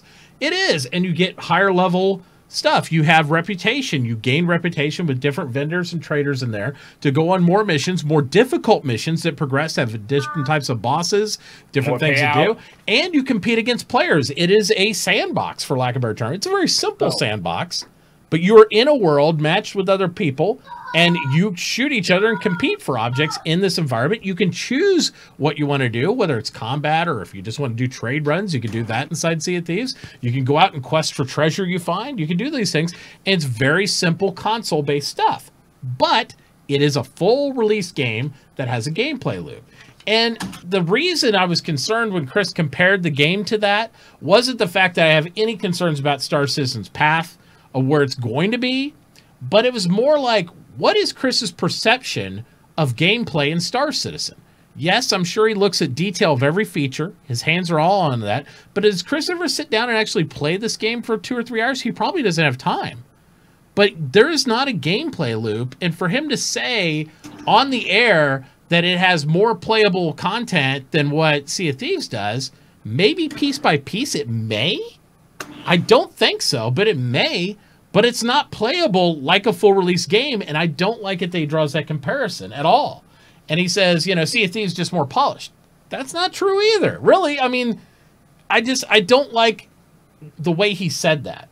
And it's one of the first things I've seen CR say that kind of concerned me about what his perception of what our experience in the game is right now. A little too much on the high horse. Remember, though, that they also only have... He probably spends more time in the internal dev servers than he does. And so I bet you anything, if he went out and spent a bunch of time on the servers that we're on, he would go, oh, that's completely different than, that's not in the... And we have seen... And that's the disconnect I'm talking about. And we have seen this before, right? Because at Gamescoms and other things, we're talking early, like we're talking 2015, 2014, where he'll do something, he's like, why does that do that? You know what I mean?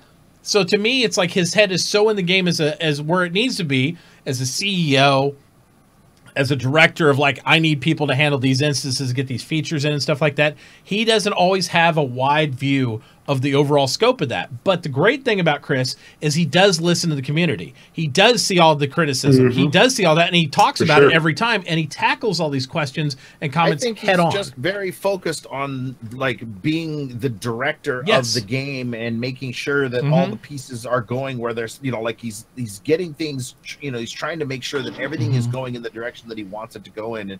And that does mean that because he's head down in the development part of things, he's not going to catch some of these things. So I wouldn't read too much into it, other than maybe he's not his optics are not out in the area what we're seeing from, right? You and I get that, but I get really concerned when when we're all introducing a lot of people to the game, And he draws these comparisons because that is what the media is going to hang on to, those comments. That's what other people's perception is going to be like, well, you know, it's like that.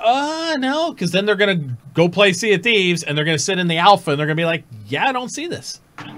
And they aren't going to see that. I just don't think we need to draw comparisons to other games. And I know even the devs in there are like, well, people compare us to live games, you know, so we kind of got to build up to that feature set. That's fine internally. And other people who don't understand the game can draw those comparisons. We shouldn't be doing that because it's not on the same playing thing. You couldn't just polish 3.1, even what we're playing in PTU, and say, hey, this is even close to full release game. Right now, by the way. Yeah, but even if it's polished and it was working perfectly, it is not a full game. Even after that, it's not going to be a full game after 3.2. It's not going to be a full game this year. For sure. We're going to have more gameplay loops, and this is something important that Chris brought me back to, like, okay, he's a little more on task. His concern is about making gameplay loops, and gameplay loops is what gives us activities inside the game to play for hours, where you can do some type of progression, some type of like linear thing. And thinking about these and discussing these, I think, is important because, you know, you do things like, I'm going to generate revenue, then I can buy a ship, and then I can do these things, and then I can bring my friends and creating these gameplay loops. And it's nice to hear that he is aware of that, and he is focused on making sure to create those in the ecosystem, right? So that was good. But the other two things that really concerned me that he said was the fact that about this voting thing. And on the surface, the voting thing for priorities, I get. Involve the community, priority voting, what do you think's most important? But I'm telling everybody right now what it's setting up for. Everything that's on the list of 3.2 will probably not be delivered in 3.2 because they're looking for us to prioritize stuff so they can see what elements they can push back. And then they're going to come out and say, hey, this stuff's not going to be out till 3.3 or 3.4 or even maybe next year because you guys wanted us to do this. Your fault. It's all your fault. Yeah, for lack of better terms, it's actually kind of brilliant in a way because then it's like, it's not us. It's you guys wanted us to do this, so we're going to do more of that. You've made the call, Star Citizens, so we're giving you what you want. So there you go. I know that's what's going to happen. Out of our hands. We're giving you what you want. And you sons of bitches. You asked for this. I'm really concerned. He also said 70% of the entire player base wants exploration. So they changed the direction of the game for that. And I'm like, and that was based on their feedback. And I'm like, I know a lot of people want to explore. I don't feel like 70% of the community wants to explore. Maybe I'm out of touch. Is that really like the main feature of what people want? Yeah, they did that vote for real. They're not that. That's I don't why remember that vote. They did it. They did, and I used to participate in the forums all the time before they went over to Spectrum, and I did see a giant contingent of people who were not in the game because all it was I mean, they weren't playing in anything. They haven't played since because there's no exploration. Right? There's just explorers do surveys better. So yeah, right. That could be true. But here's my other concern with that. Star Citizen and exploration is different than what I would consider exploration in a space game in general. You aren't discovering new worlds. You aren't discovering new civilizations. You might do some missions that kind of simulate some of that, like as far as civilization on a random planet or something like that. But overall, you're exploring anomalies. You're discovering new jump areas. You're doing scanning and these things. And I'm like, does 70% of the player base understand that you are a scout, essentially, in Star Citizen? Yep. That's what you are. By my definition on a military term, you would be a scout. You would discover anomalies. You would find new paths to go places. You would do these type of roles. You are not on some epic quest of undiscovered country.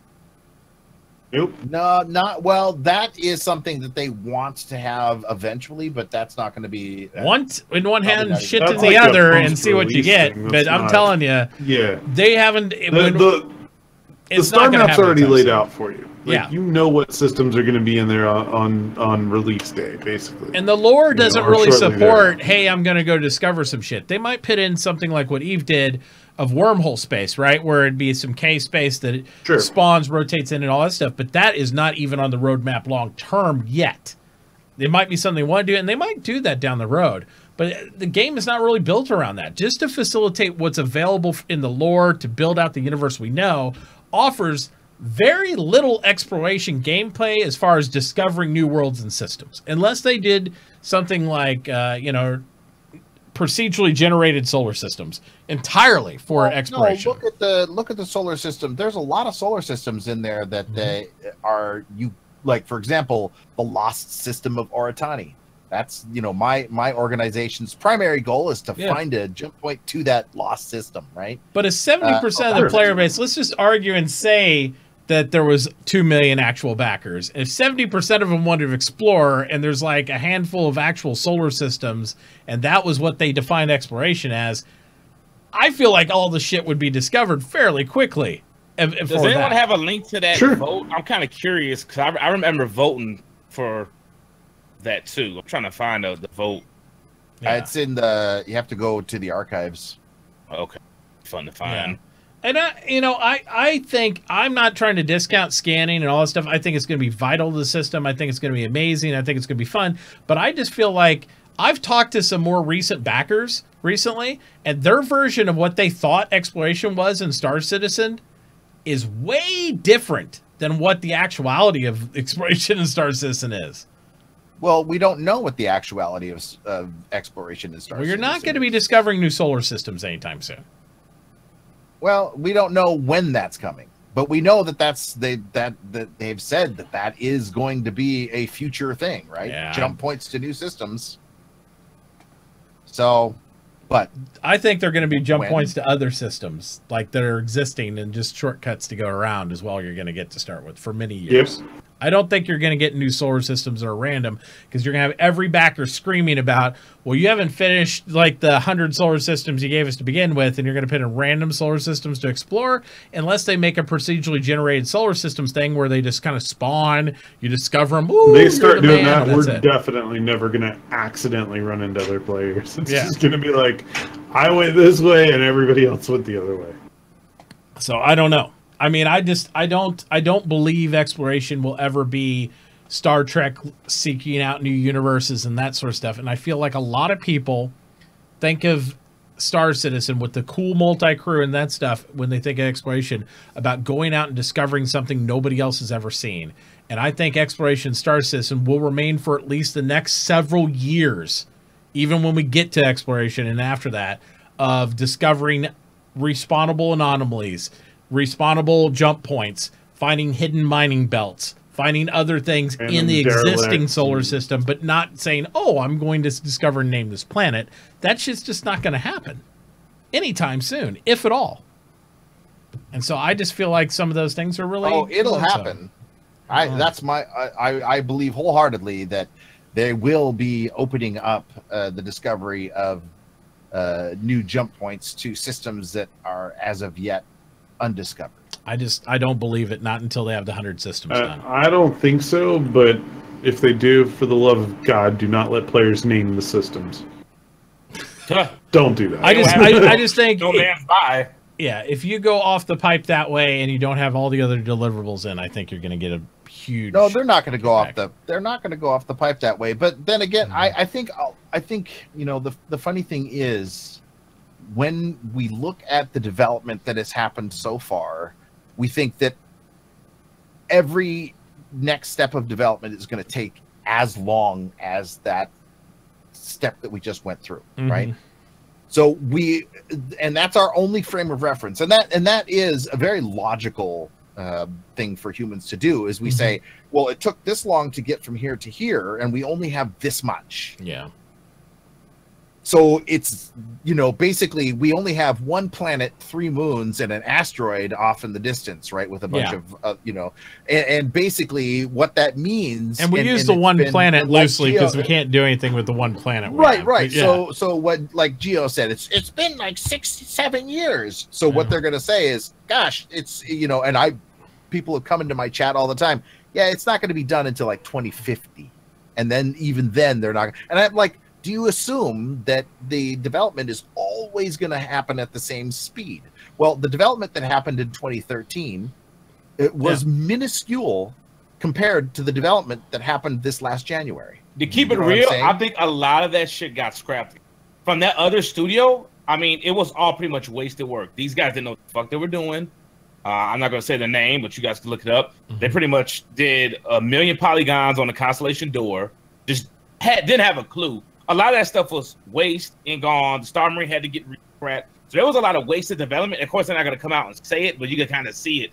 A lot of that stuff, like someone said earlier, didn't really take off until like around the 2014 mark when they started getting all these other studios online and then start building all the tech as well. They didn't start with all the top, devs. They didn't start with all of these really high. And they're still getting new people every day that fill these like roles in a way that other people can't. If you go look on their hiring website, I mean, go look at all the jobs that they still need. They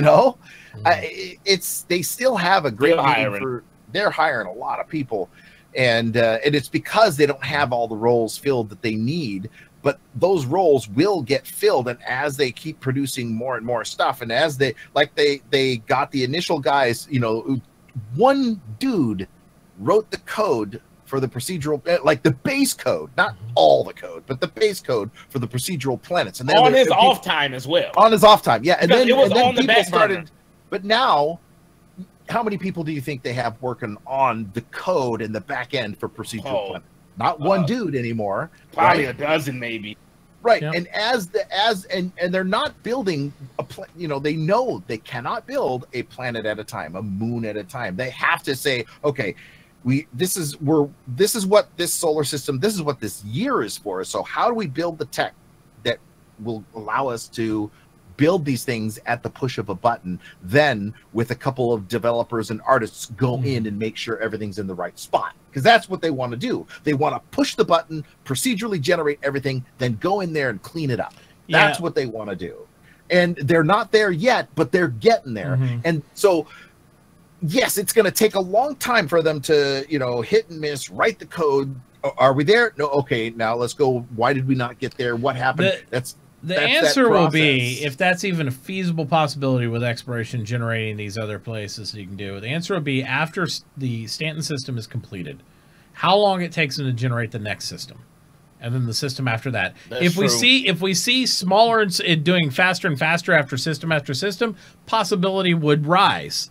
I'm not gonna know or be able to make any kind of judgment on what systems will be, because my guess is that Squadron 42 already has maybe 4 or 5 systems fully built. I'm gonna say it probably so. Yeah, and so I'm gonna say we won't really know, because they've been doing that all bespoke, right? For those, and that will buy them some more time as well. Exactly. And we don't even know if they're full systems or if they're just areas of systems, right? We don't know if they're like, a section of that, like you have what is it, the Spire or whatever, but you have different areas where I remember them saying they are whole systems. You will be able to go explore, fly around the planet. You might get scolded by your commanding officer, however. But they said you could go anywhere in these systems. So I think that they said that they have the full systems. However, going too far away from your Idris or from your base, or away from where, like Mark Hamill is your wing commander, your wing leader, right? Going too far away from them may get you, may make you lose the game, because remember, it's a single player game. So you're going to, you know what I'm saying? Yeah. So you may be court-martialed for what you're doing, if you go too far away. So fail the game. Can do it, and they want, that's why it's taken so long. Because the procedural planets, and they said, we can make the full systems. And Chris said, do it. So they are, right? Yeah. And but I think we'll be happy with the result that we get. But where is the Squadron 42 roadmap too? Like, I've been waiting for that roadmap. Where the fuck is that? You're right. That's something that I am like going, what the hell? You guys said we'd have the roadmap Aaron literally said they'd have the roadmap up. And that was around Christmas. And I was expecting, okay, maybe February, late January, and here we are, almost end of March. First quarter. Where the fuck is that roadmap? Yeah. I mean, we need to see. The squadron roadmap is important, more important than any other roadmap. The roadmap for the PU, hit or miss. We know stuff is going to make it. We know stuff's not. Absolutely. Come on. But the oh, and then when they pushed out the so they pushed out the network bind calling to 3.2. But then they came out with that network ATV where they said that network bind calling can't go in until object container streaming. And it's like, well, wait a minute. Why do you even schedule that to begin with in object container streaming why later? Why would you push it to 3.2 and not 3.3? Yeah. Unless they're hoping, they may be hoping maybe on an off chance that we can pull object container streaming to 3.2 and we'll leave it there until we know for sure we cannot. And if we can't, we'll push it out to 3.3. I know. It still makes no sense to me because the way it was explained in those episodes was literally that you cannot omit something from the universe out of sight like that without a methodology in order to stream it in and stream it out, and that's why you need the object container streaming. That's the whole. The object containers are what track. Yeah, that's what makes it disappear and come in is the object containers, and if you don't have those, there is no network bind calling that you can implement. So, yeah, I don't get it. I don't understand the schedule. I guess maybe they're just hoping we don't notice. Well, maybe it's on the schedule because remember that's coming directly from their Jira, right? Yeah. And so maybe it's on the schedule because the code will be done. So the code for Chris also said they need a large update still on the schedule for this week. It might not be this week, but maybe next week. He said it in this one because he said it's coming. And that also again confuses me. That he says that it's like, okay, so do you not update your project management schedule except biweekly? I mean, that doesn't make any sense to me at all. Well, remember what they did say. They have a public and a private Jira. I know. But they also touted. So the developers have to push the little I. So I know. It's a little I, and you open it or close it, right? And if they don't open that eye, it's not visible to us. It doesn't go onto the schedule. Yes. And there's a bunch of people that they're like, oh, I'm just not ready to push. I know, but again, they also originally explained this as an unfiltered look of you see what we see and all that stuff. And more as we go on, it's been good. I just don't want it to go the way of, it's no longer current. It's like way different. Yeah. We got because it could. That's what happened last time.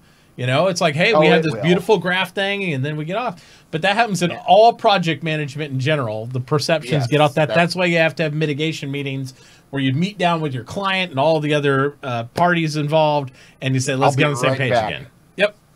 So that happens a lot in project management in general. I just don't want to see that because they sold it so hard as a real, life snapshot of what's going on. And I'm okay with the weekly updates, but if it gets like monthly updates and then 2 months it's updated, we're going to be back to the same graphical thing where it's these cool bars that never do anything for like the last quarter of the whole year. And I've seen people earlier keep talking, 3 years from now it's going to be better. It's going to be better. I was saying the same thing, and here we are. Like me and Mitt was talking earlier about this damn item 2.0. We've been hearing about this shit for like 2 years. And, it's still not all the way implemented. It's not in. We keep hearing about this magic sauce about it. Like, put it in so we can have some fun gameplay. I don't even know if I want it now. And I'll tell you why. And we'll get right into this. Let me switch over to the screen here. And I don't know. I'm at the point now where I don't really want the 2.0 fully implemented. I was right there with you before that. And now I don't because of this little ditty here. This is what you're seeing them cut to in the RTV constantly. This is the Alpha 3.2 feature survey. And if you guys haven't got to watch RTV yet, I highly encourage you to watch it because what they've done is they've put out this beautiful survey now, which says, hey, Star Citizens, we talked about a little bit earlier, what do you want to prioritize? What is going to make, what's your higher priority? What do you want to see as a backer? It's open to all backers. You don't have to be a subscriber, an active member, concierge. As long as you've backed the game and you've put funding in, you can vote on this. Whatever. What do you prioritize? All these things are going in, right? All these things are going in, but what do you think's the most important, right? And there's already issues with that for me to a certain degree. I like how they're involving us in this decision-making process. That's a plus. But I also feel like this is also, like I alluded to earlier, a methodology they're using in order to be able to push items out of 3.2 and then say, hey, you guys voted on it. Don't freak out. You want this, so we're going to focus our priority on that. And to me, that's fair, but I just hope they don't do it in a way, say, hey, you guys said that, so that's why you can't do this and this and this. Those gameplay systems need to go in. That's important. Had to tuck my kid in. That's okay. That's important. Yep. Excuse me? Oh, no, she's not tucked in anymore. You didn't tuck her tight enough, apparently. Next time, I'll have to tie her down. There you go. So, no, we're talking about the survey and the prioritization here, real quick. So, yeah, where's the survey? What's up on screen right now, actually? But you can. Oh, there it is. Yeah, you can get access to it just by going to main page com link, and then under the engineering post, it has the Alpha 3.2 feature survey. If you guys want to follow along. Oh, yeah, there it is. Yeah. But one of the big things for me with this, and this is specifically we're talking about the item 2.0 systems, I'm not ready for this to be in the game. I'm not ready for this to be in the alpha. This aspect right here, and some people, Gio was just talking about before he had to step away for a second, that, he's like, they've been talking about 2.0 forever, blah, blah, blah, and they haven't put it in and all this stuff. And I get that, but at the same time, 2.0, they've sold it wrong. 2.0 is going to be, item system 2.0 is a constant thing. It's not going to be something they're going to constantly mitigate. As long as there's one line of old code in there, they're always going to have to deal with 2.0. And that's what Mark said previously from Bug Smashers, because they're always having to adjust systems and all that stuff. And they're going to have to constantly work on 2.0 in order to fix that until all the old code, all the old Band-Aids, all those things are removed. Okay, fine, I can accept that. But here's what item 2.0, according to Chris Roberts, brings to the game for you. It brings for you things like degradation of units, like your stuff starts to break down and decay. It brings forward things like increased wear and damage, suffering critical failures on your weapons, overheating, misfires. I don't want any of that shit in the game right now. Yes, long term, you want that for items to break, repair, do all this stuff. Right now, with all the other things we have in there, I don't think that aspect of misfires and me worried about my guns and all that crap needs to be in until you have full functioning repairing. Yeah. Why would you have this in? Right now. Yeah, why would you have this when you don't have repair?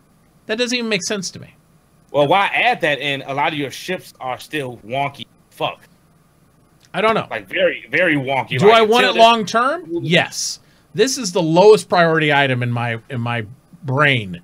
I don't know, man. That 2.0 system, I remember that used to be one of the things where they mentioned with the turrets, like this will make the turrets so much smoother. That's not what he's talking about now. They're talking about, like right when you were sitting down, I said, this functionality, it says right here, allows them to overheat, misfire, suffer critical failures based on factors such as increased wear and damage. Also introduce deeper functionality of upgrade items such as new power plant shields and coolers, stealth, comms, and radar. All those things are cool because it is going to differentiate your ship from everybody else's by adding these systems. But they're still talking about weapon balancing every other month. I don't want my shit to degrade. I don't right now. I don't need to test my guns misfiring or overheating. But even if I could, even if I can put an updated cooler in my system, they haven't balanced the coolers yet to figure out where they want everything. So I don't know. I just don't feel like this is important right now in the game. We need more gameplay loops. Things like right here, party system. My God, this is a multiplayer game it's supposed to be, long-term, and we still haven't fixed the party system, right? Service beacons. What party system? Yeah, exactly. Service beacons, high priority. That's what allows us to communicate. That's what's going to allow us to rally point. That's what's going to allow the distress signals they're just putting in. All the other specs that makes it a player game. Player versus player, players helping players, players working together. You need those things in. Anything that differentiates Star Citizen from other games and highlights the good things, like multi-crew and all those aspects, should be what's in. That's what we need. Those and gameplay I don't want you elements. guys to think that, Space Bros are just ragging on Star Citizen, because usually everyone's a kiss-ass fanboy and you don't hear the negatives. It's just stuff that needs to be brought up. We love Star Citizen. Absolutely. But someone has to say, like, all you guys that say, 3 years from now, we've been hearing this same thing over and over, and it just seems like it hasn't been making any progress. Like, I understand there had to be new systems built and new engine and all this other new tech. I understand that, but simple stuff like the party system seems simple, at least, because a lot of other games do it. It seems like this is actually, and it might sound like a lot of bitching, but this actually is a great thing they've put this in the survey in. But I really encourage everybody to focus on the aspects that the game needs, and we need to be testing things like the party system, things that worked at one point that don't work at all now. You know what I mean? Being able to play with your friends. Yeah. Team chats. Simple things, right? And very simple. But it doesn't be very simplistic. And that's why the item 2.0 stuff, why I want it long term, not a priority to me. Things like first tier guilds and associations? Are you serious? These are NPC guilds. These aren't for guilds. And I know somebody's going to read the title and vote for this and think, oh, these are player guilds. These are great. This is based on the reputation system. It's really irrelevant right now in the game. Yeah, that could go in 2019 for me, but that's just me. Because until we get some working NPCs in game that are functional, I just really think that'd be a waste. That's what I'm saying. And so you're just gonna walk just like to the NPCs we go to now and go get a delivery, and they're just sitting there like this. They're gonna be boring ass NPCs until we get the FPS and them landing on planets to come chase our ass down. That's when the guild stuff and reputation. And even really cool functions like quantum linking. This feature gives players the ability to sync up with their friends, making quantum jumps. Aside from making group multi-travel possible, quantum linking helps you if you're interdicted, as your friends are brought along with you. This can help. The system allows the tandem with AI or a player-created missions through service beacons, so people can hire to help you can link up when they jump. That is awesome. Doesn't need to be in yet. Party system has to be, party system service beacon has to be number 1 and 2. I don't care which one you pick first. They really both need to be number 1. But that is what makes the multiplayer aspect of Star Citizen now. Right now, us multiplaying is all of us, hey, you get in your ship, GL, I'll get my ship, Uber, you go get in your ship, and then we'll go do something together, and we'll artificially figure out how to get there together and do something. And it's a toy voter for a dong slider. Of course. And but you could, and people could argue, well, we could all get in a Connie together. That's great. It'd be me driving and a bunch of dudes just hanging out watching, because there's nothing to do in the ship together. Yeah, that's why the item system 2.0 has to come on. But see, that's what I'm thinking, Uber. Multi-crew will not work if you don't have the. But they don't even have MFD systems set up for that to work yet in multi-crew. Even if you put this in, there's nothing in there that talks about it. All it talks about is degradation of items, and then how to install upgrades in your ship. It doesn't have anything. If it's said in that list, and if this is true, Chris Roberts, Disco, whoever, please tell me, if there's something with item 2.0 that's going to say, hey, the MFDs for my co-pilots will work so they can run other shit and play with me, I will vote that number 1 right now. But I promise you that's not in there. Notice, if you look at the survey, right? So up there, the item system 2.0 is up on the top of the list, right? Now, item system degradation, well, what does that tell you? It's the breakdown of systems, using it to wear and tear and all those things. So how does that get fixed? Oh, repair. But what's the top system that got salvage? Yeah. So item system 2.0 is ahead of everything else. Yeah. And then salvage. Okay, so we need repair. Like repair and item system 2.0 should be like hand in hand. Yes. Like, pretzels. Again, just like me talking about the party system, beacons should be both number 1. You should tie 2.0 and repairs have to be the same tier of whatever they go in, because it doesn't make any sense. My shit can break, but I can't fix it, but I can salvage it. What? I don't get it. I might be missing something, but what it looks like on the surface blows my mind with those things.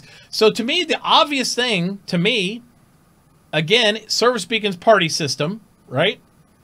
I feel like most of the other stuff could go here or there. Team chat would be nice, shopping experience, and he kind of hinted and tied the shopping experience in order to be able to purchase ships in game. If that's true, CIG, if shopping experience is the ability to buy ships in game with that, not this will allow for it to happen sometime, I would choose the economy number 3 then, so we could buy ships in game. but I don't know that that's it. They talk about it will facilitate that, but they've also talked about 2.0 will facilitate the entire game for like. Now, remember All sorts Another of thing stuff. that's cloudy. Remember what Mark Abent said about the item system 2.0 and the MFDs, and the Yeah. reason why we don't have the MFDs, connected to all these other systems, is because item system 2.0 isn't done yet. That's right. All the items are not moved over to item system 2.0, And they won't be. and all the piping is not done yet for those That's either. right. Well, so in some ships they are completely done, but in others they're not. I want to know which ones, because I've heard that many times too. The Terrapin is completely, like, all the piping, all the all of the. We hope all so, the but they were already modules. talking about they have to replace the doors on it. They haven't got it out there yet. Yeah. Well, also, It looks like if you- they've got it like, all in though. It's all in. Yeah. However, it's all locked. Yeah. So, I mean, again, if they would come out and say, hey, when we roll out this feature, you will get X feature for this, then I would be more of a proponent for it. But I feel like, again, it's like this is required to facilitate that. It's almost like back to the bind calling versus the, object container streaming. Well, that's great. But again, I understand one's required to the other. Why are they separate entities? They should just be the same thing, and that should be the same deliverable. It doesn't make sense to separate things out when you can't deliver one thing without the other. Or if Now, one thing's I know outside why of that. people Doesn't make voted sense. for, and this I don't like. Like, I agree with you, Mitachi, on this. Mm-hmm. I don't like this survey in the sense No. that they pitted repair against salvage, which means that salvage wins because it looks like it's going to win, and repair is not coming in. I thought we were going to get our little paw tools, at least for basic repairs. Right? Well, you know why they put the salvage in? Because they have a large salvage ship, and everybody thinks whenever they do that, that's why they want to do it. You saw the shiny video with the reclaimer, and everybody's out there salvaging and do all that shit. So everybody goes, yeah, I'll do that. I want my claw to work. That's the reaction. That's the gut reaction. It's not about the overall gameplay. They don't think about the fact, well, that's great, your claw work, but you can't party with anybody. That's great, the claw work, but you can't get a beacon to meet up to go get that salvage. Can't pay them. Here's the thing. I think parties are whatever, but beacons are absolutely top priority. If you can't say everybody assemble here, here's the beacon, oh, that's easy, we can all go there, right? Party systems, okay, sure, you all join a group, that seems less. Well, party system to me also integrates things like knowing who's on your side, knowing who's in your fleet, being able to do these type of group mechanics, playing together with other people, which is the whole reason why I play an MMO. If I didn't want to party with my people, then I would probably just wait for Squadron 42 and that'd be it. I would like to have in my Moby-Glass, in my ship, the IFF type signal that you could, let's just say you have a keypad 0 through 9, right? And you could choose with maybe A, B, C, D, make it a hexadecimal, right? So you could choose your own IFF code. Okay, everybody put in this IFF code. Then your friendlies are visible versus enemies, right? You don't have to have a party system, and that would make it more realistic too, because ships, planes, whatever, have the either friendly IFF or that's an unknown code. I don't recognize that. I don't know who that is. And that kind of stuff is already. I mean, if you look at how the ships show up on your radar, how people right now our HUDs. It shows criminals versus non-criminals is all it shows. Right. Basically. But our HUDs in our visors for our helmets don't show squat, right? Not yet. You hope they do. But if it does, they do in Star Marine, even though it's broke. they do in Star Marine. Star Marine they do. But you're artificially put into a party. But wouldn't it be cool if you just said, okay, everybody put in this IFF? You're in the same room with them. You don't actually have to have a party system.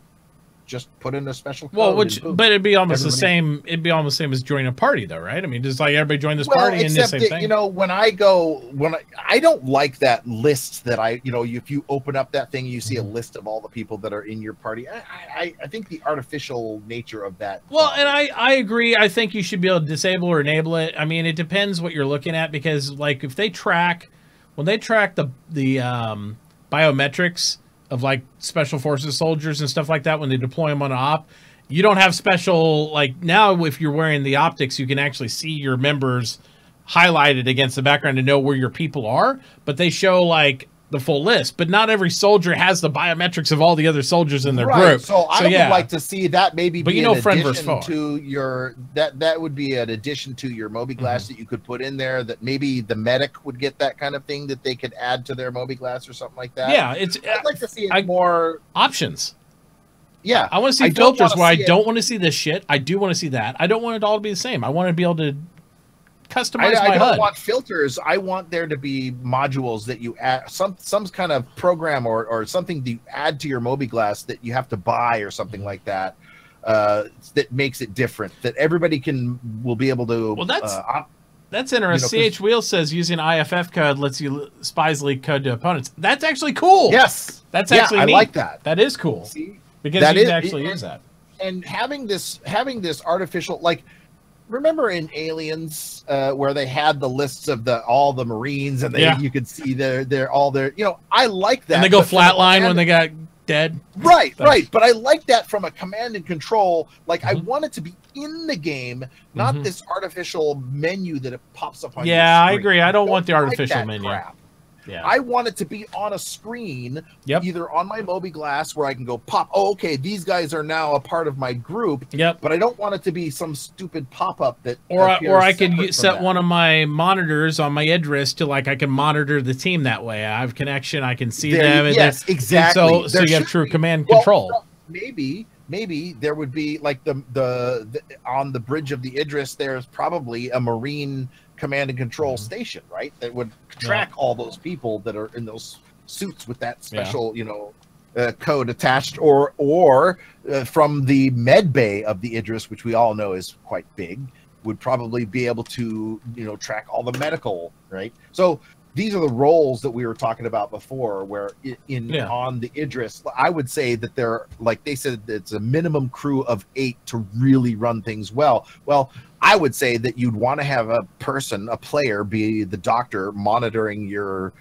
crew. Yeah. You'd want to have a player be the engineer monitoring your that maybe 1 or 2 players as people running around on the ship repairing shit, right? So, but then there'd be a lot of low level maintenance players wouldn't want to do because it'd be too boring. But back to the whole idea of grouping, I want it to be something that we can accept as, oh, that's cool because that's in the world. That's a part of the, something that's I don't want a gameplay overlay. I want it to be immersed into the game somehow. The way that we, right now, how our contact list pops up and you have to alt, question mark to get them out. I don't like that. I wish that they would get rid of that and move that into the Mobi-Glass. Yeah. And have, here is my, because on my phone, I have a contacts list on my phone, that makes perfect sense. So on my Mobi-Glass, and I don't see why it won't be eventually. I mean, it's a logical progression to me for them to do that. Have a picture of my avatar on there as a contact.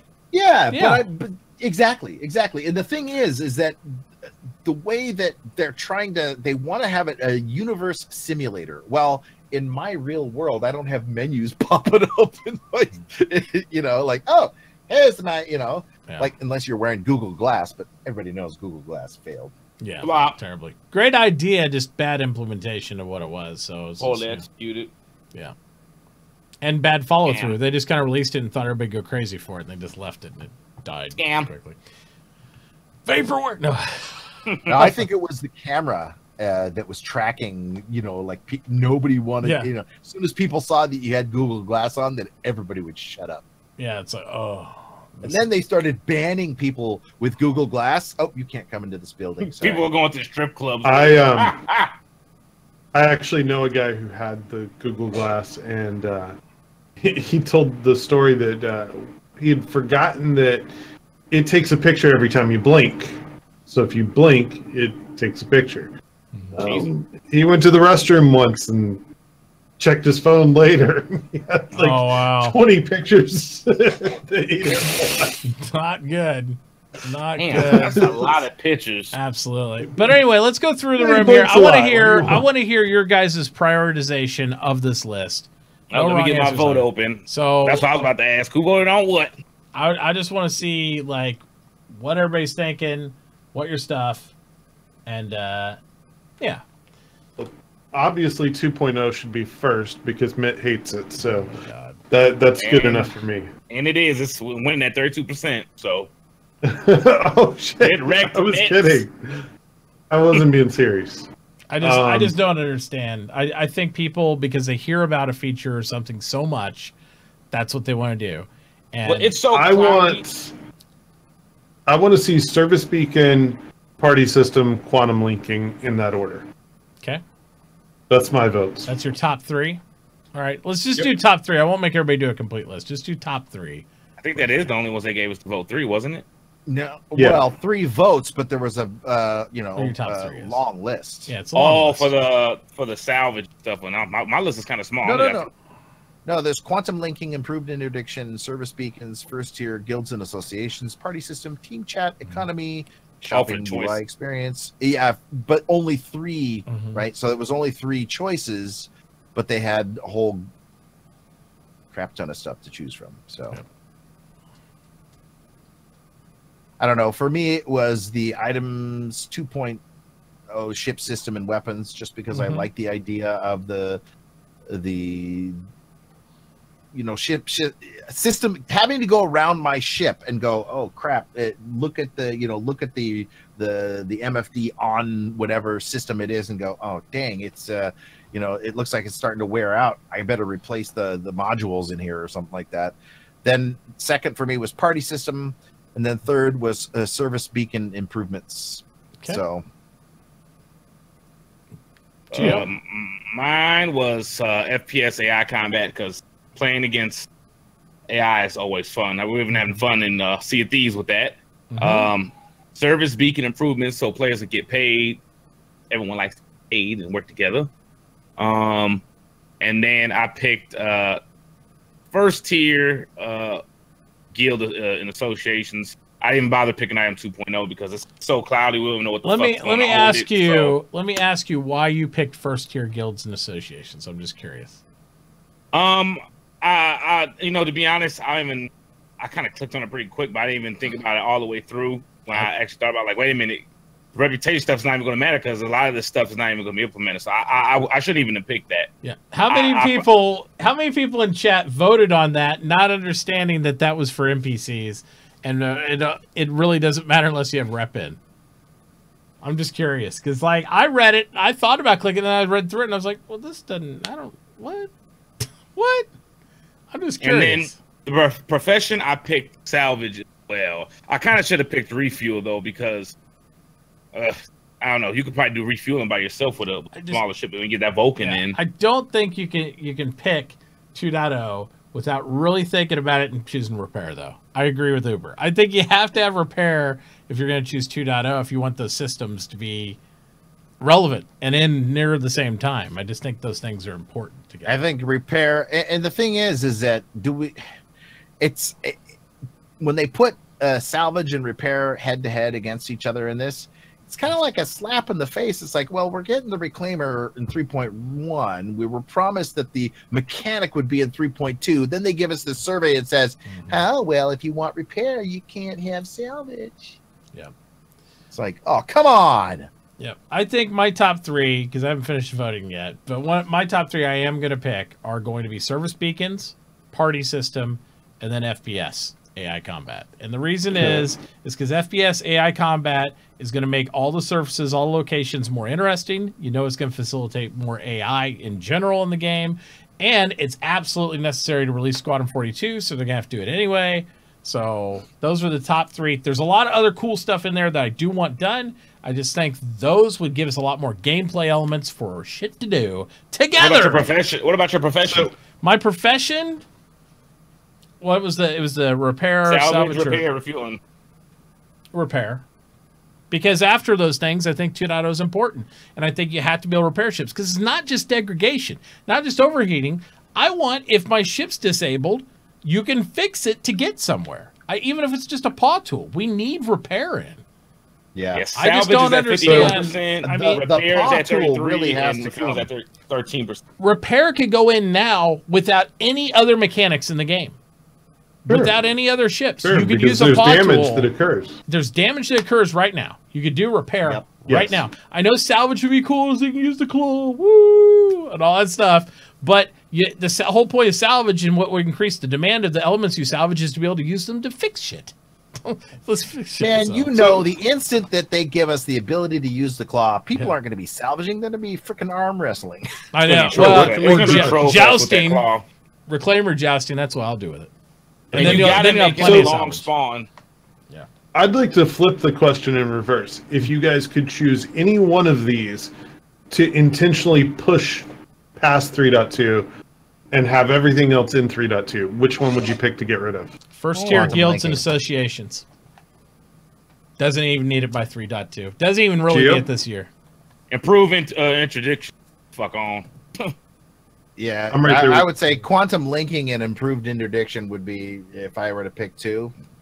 See, I like quantum linking once party and service works.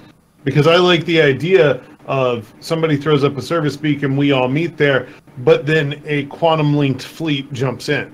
I think that's cool. But I don't know if it's important. I think interdiction is meh, so I'd see interdiction lost before that. I guess I don't like the idea that as explained in terms of quantum linking as much as I would like. I don't like it because I wanted that kind of thing to be more of something that it's something special for ships that could have a command and control type computer installed on them. Like, you couldn't quantum link if you were only flying a Hornet, but you could quantum link if you were flying a Hornet with a constellation that has extra rack space that you put in that server that allows you to do that kind of thing. I don't want to see it as being, you get these, everybody gets to do magic. Come on, nobody's a muggle anymore. Like, no, well, I don't know that. Like, I don't think that it's so complicated as to say, listen, we're going to all share our destination and simultaneously we're going to jump. I don't think that requires that much effort. As long as you all have the same, like, if, for example, you have this ability to place a quantum marker anywhere out in the verse that you want, like, if they give us that, and then, like, everybody says, okay, does everybody see that marker? And they're like, yeah, I see it. Okay, let's go there. On the count of 3, 1, 2, why do you need to quantum link if you're going to do that? Well, on the other hand, if you have a big ship with a command and control, it looks cool. A command and control, well, yeah. But if you have a command and control center, it looks just as cool if everybody, like, it's better where it's not all quantum jumping at the same time, but it's like pew, choo, choo, choo, choo, choo, choo, choo, choo, like everybody's pushing it within seconds of in each EVE other. Online, you didn't need linking like that, right? Remember, because Drones knows this. You call it a line point. I consider fleet warp what quantum linking is. But you had to align, because you had to align to target and set up first, or else if you were misaligned, you wouldn't link and go together anyway. Fleet warp was just a command. No, you wouldn't. You would in time. You would in time, but you wouldn't be. This is so that you do making multi-group travel together. And so that way it says in there, it helps if you're interdicted, everybody's brought out, so you'd have to be in the same quantum bubble together in this. Because if you're interdicted and pull out, that's what they're indicating through the statement there anyway. Yeah, and Eve, you'd still go. That does seem a little silly. Yeah, to me, I'd want the manual pilot to, like, say, okay, everyone, make sure you're up to speed, aligned to target, okay, and then we can just punch it together, and then everybody engages, and then you might be in the same bubble, or you do like Uber said, you come out like Star Wars, like boom, boom, boom, boom, boom, everybody jumps in and jumps out together. So yeah, I think that's cool looking myself, but you have bigger ships with the extra rack space in their computers that you can put in a command and control computer that allows the person on that ship to click on all the surrounding ships and if the person in that, so I'm in a Hornet and a little pop-up on my MFD or on my HUD says, do you want the command and control ship of MItauchi to take control of your quantum? And they're like, yes, click. Then that's how I want to see that happen. But that'd be cool too. but it happens for an in-game explainable mechanical reason. There's a ship that has command and control functionality. I would be cool with that. 5 Hornets be able to do that. I just think it should work just like EVE, where you align to target and it's player skill, just like they advertise the game. It takes player skill together doing something unified. Push the button, we all go together, and that's what I think. Hey, good night, there, Uber daughter. Yeah, maybe have a variance of time, so like as long as you all do it within 1 second of each other, you go together. Maybe I'd be cool with that. Yeah. Well, we'll see. And just because they have these mechanics doesn't mean that they won't change them if it doesn't feel good or it doesn't work. Because, I mean, we're still very pliable on what we can do. Okay, so here's my testing thing. is failing, so you can learn what not to do. Quantum linking was a thing in, what was it, the Gamescom demo in 2015? So what, I'm trying to think, where is... They might have talked about it. I don't think... I think they did it in a demo. I think this is the demo. I'm watching it now. Is this it? I remember seeing them take off together in a demo a couple years ago with, quantum linking. And where did the time go from that time to now where, we're still waiting on that and it's still a thing like, oh, can we fit it in? Mm-hmm. Like, that's just crazy. And we're still talking about it. Yeah. I don't know. And CH was right. Just because it goes in the game, it doesn't mean you have to use it. But again, I don't think it's a high priority item. I mean, that's just my opinion, of course. But that's the way I look at it. All right, guys, we're going to shift over to questions so we can get through these. We do have a few in here and get all that stuff. But make sure that you're following everybody in channel to do all that stuff. All you have to do is we'll put in the guest command, which I did update, I hope. Excuse me. Zoom tight. Look at that. It looks like I almost know what I'm doing. So make sure you're following all these fine gentlemen here to qualify for the 500 entries into the beautiful $250 giveaway for a awesome Star Citizen package, including both the Vulcan and a starter package with Quantum 42 for this beautiful Star Citizen game.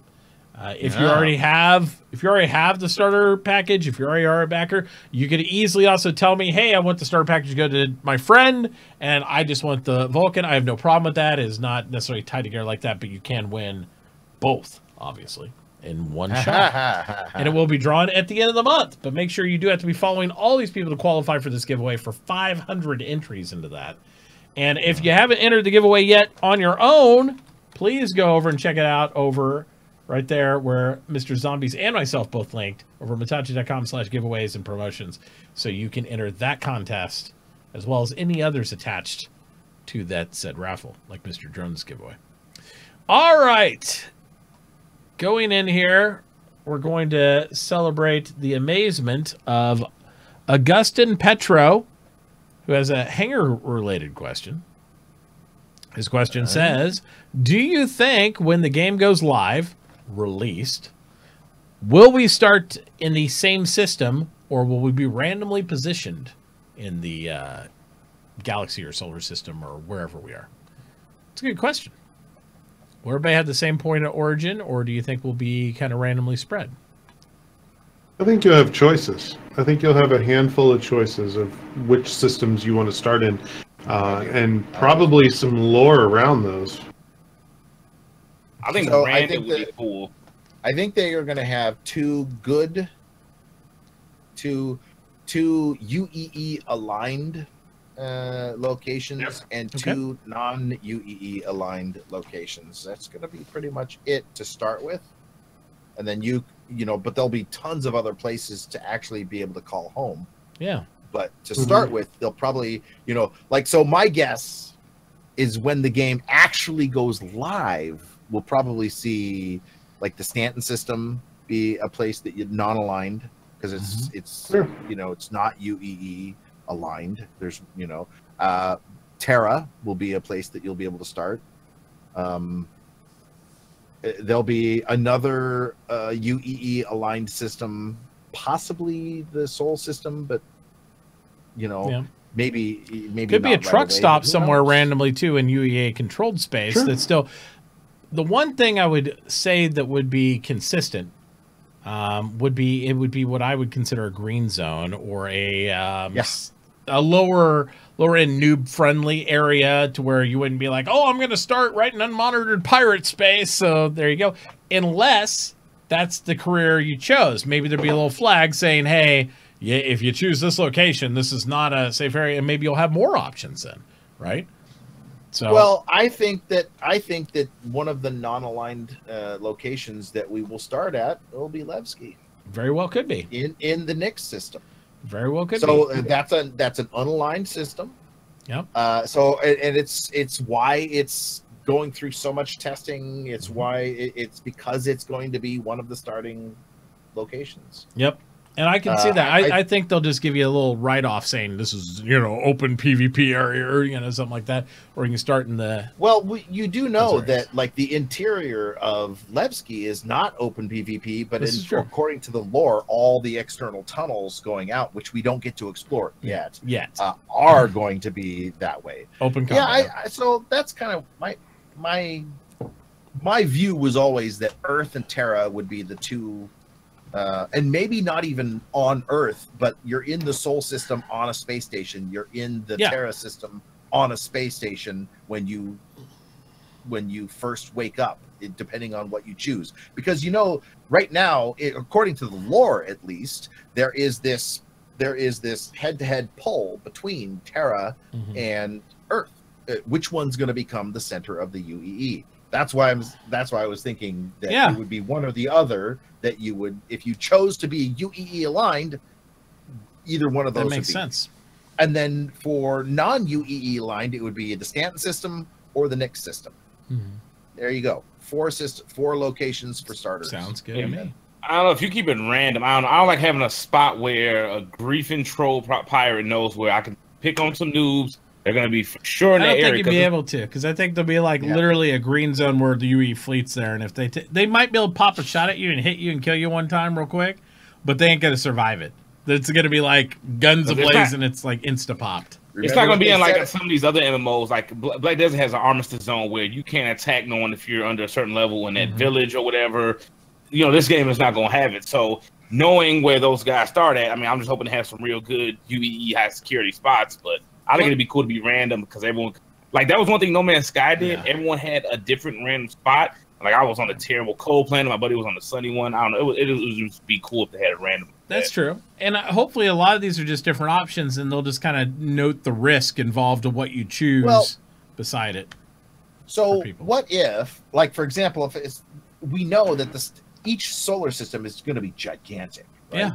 I mean, when all is said and done, ArcCorp is going to be just, how many areas it's going to be? Is it going to be just areas 1 through 42? Are they going to be 42 explorable areas? Are each one of them a possibility of, I will, my first initial spawn location is going to be on ArcCorp at area 14, right? Or whatever, right? Or on Hurston or Microtech.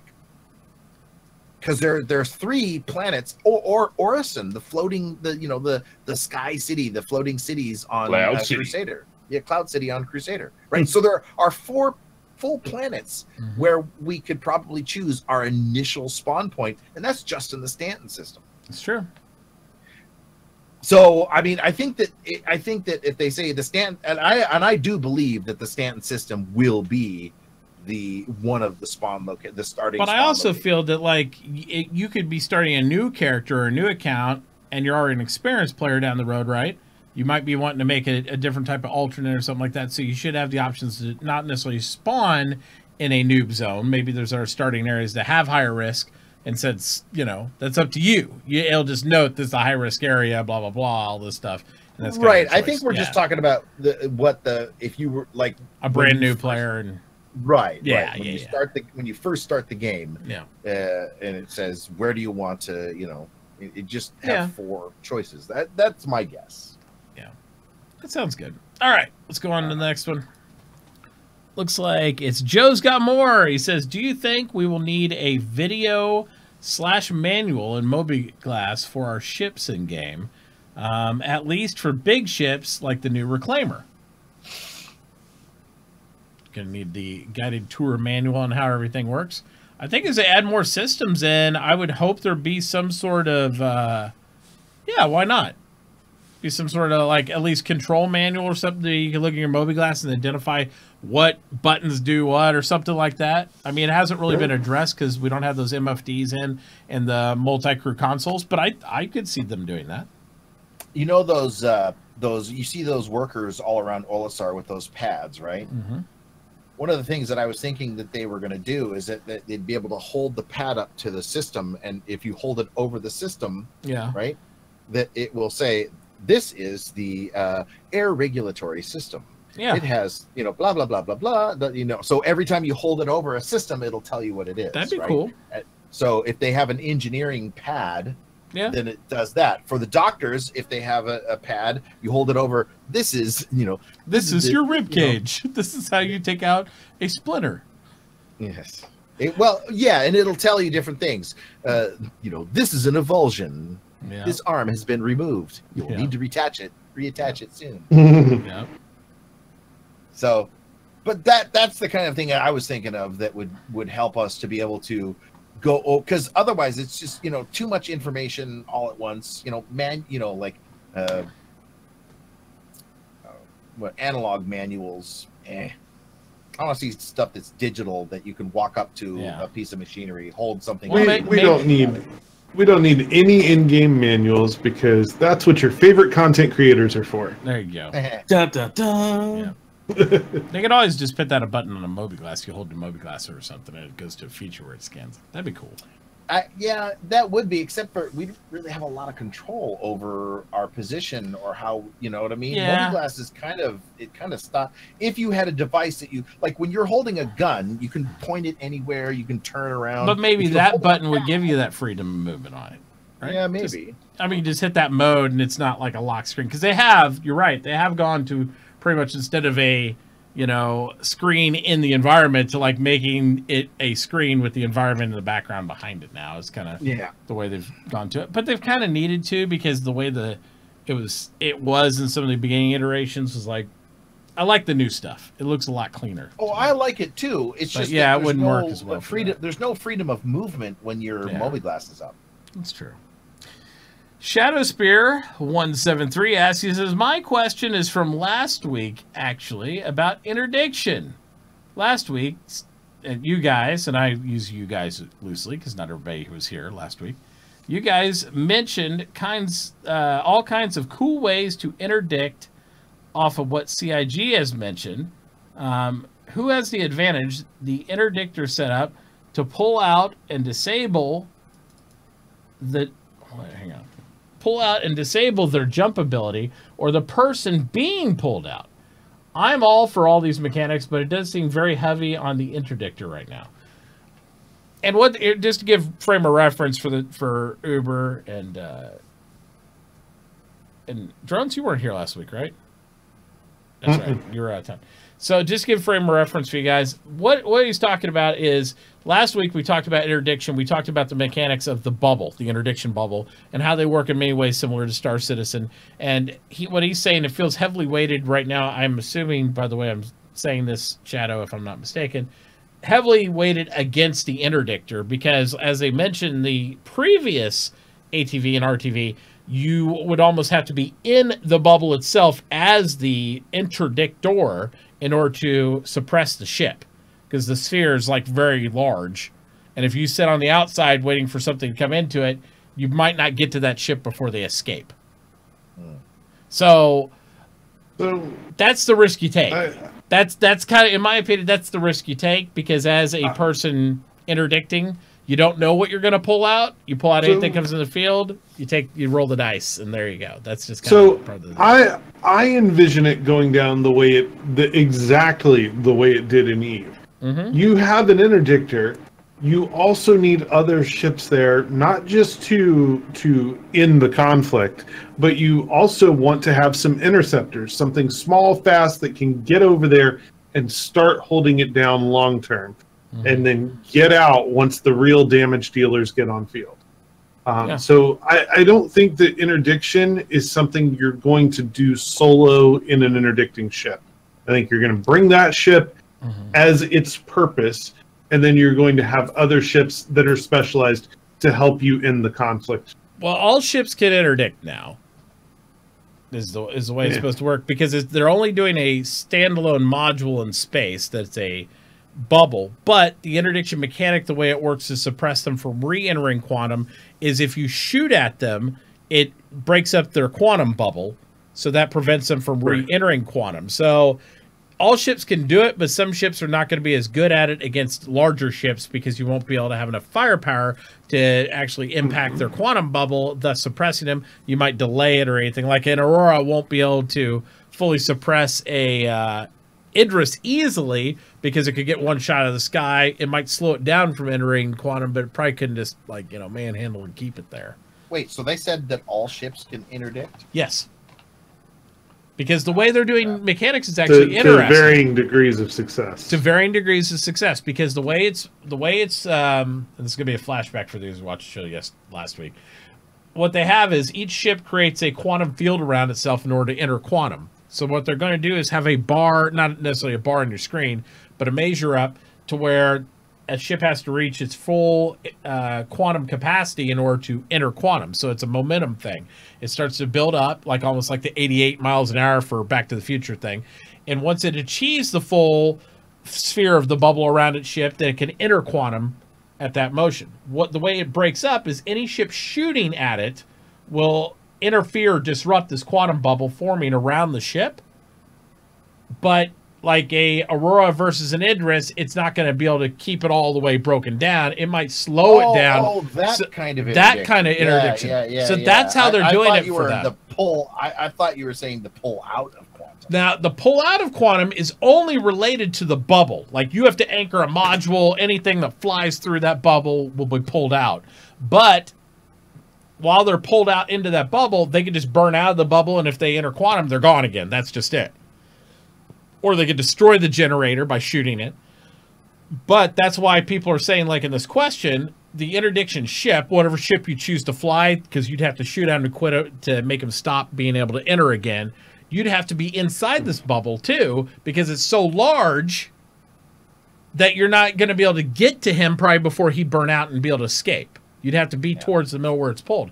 The problem with that for the guy who's wanting to interdict people is you don't get to choose what you interdict. Anything comes in range gets there. There could be a whole UE fleet of NPCs that land in your bubble, and you're just going to get popped and destroyed. But that's the risk you take as a interdictor. What they've never substantiated is, can you do this in modern space at all? Is this going to be one of these things? Because I don't think you can like anchor bubbles off Port Olisar, because the UEE and the NPCs would just come over and kill you. It'd be like, hey, you're a criminal. What are you doing? You know, that's the thing. So I think there's going to be more balances to it than what it sounds. But I think it's a really cool mechanic, what it sounds like, because you don't have to fit special modules. You're going to have different degrees of capability based on what you have. There are going to be certain weapons you can put on your ship, which will be more effective against the bubble than actually destroying the ship, like disruption cannons, those type of things, I'm presuming. So you could outfit your ship to where you could easily suppress something or damage something. But both will still have an impact on their ability to re-enter quantum. So it's pretty cool. It's pretty cool stuff. But yeah, I don't know. It's still for me. I still think that even with this mechanic, you'll never be able to like if you're trying to, speed up and get to the point where you can enter quantum. And you have these smaller ships which are faster, and well, it depends how they do the flight system too. If they go back to where they said the big ships will eventually have a higher top end, if you don't suppress them, get to them, that will still work, right? I mean, that's what I'm saying. I'm interested in not. That is that. What was the word that I was using for it? It was the tension, right? Yeah. So there's got to be this tension of, okay, your reclaimer, your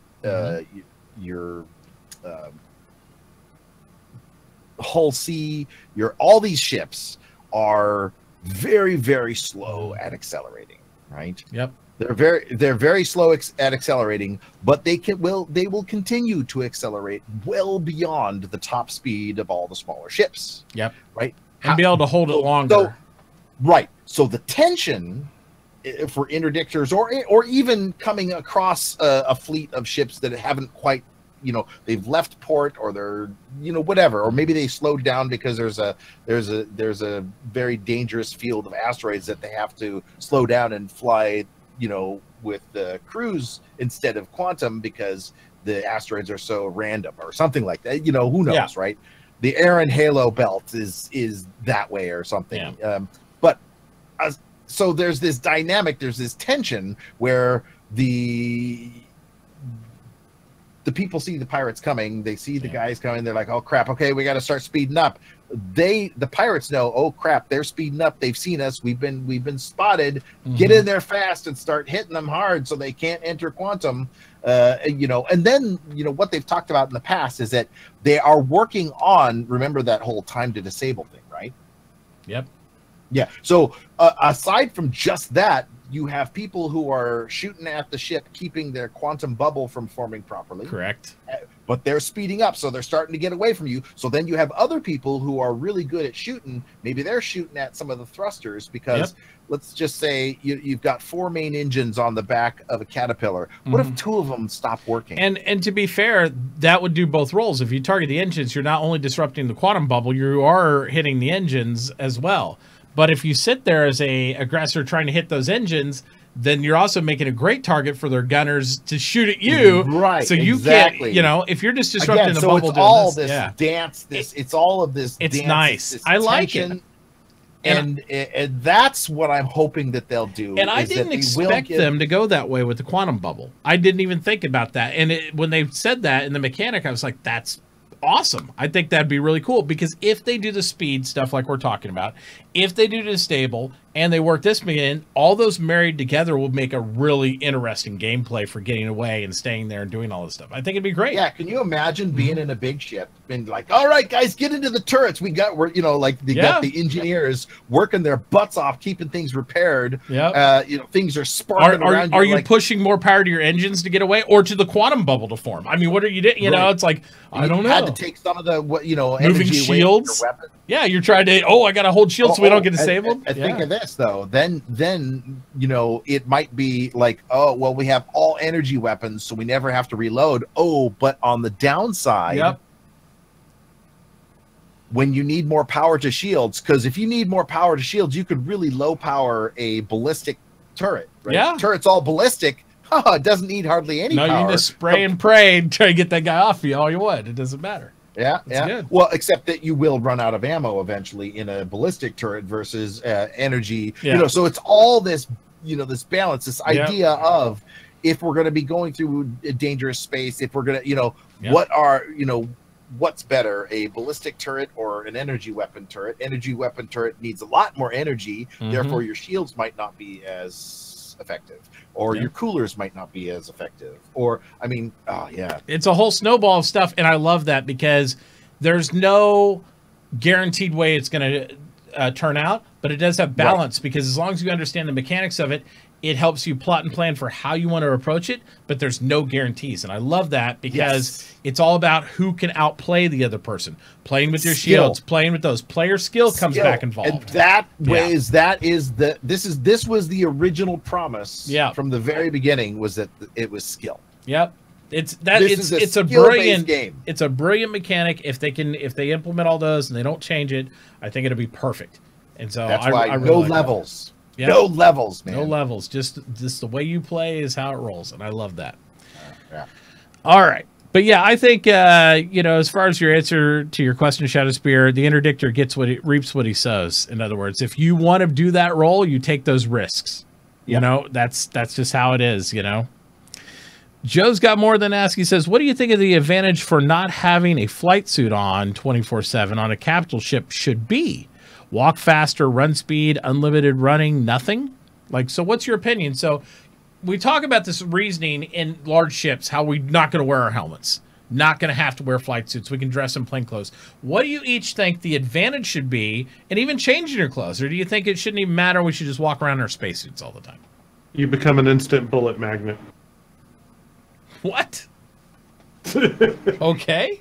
No armor on. You're a bullet magnet. I think in the same way, that the NPCs won't react well to you if you are, like you don't shower, you're smelly, that kind of stuff.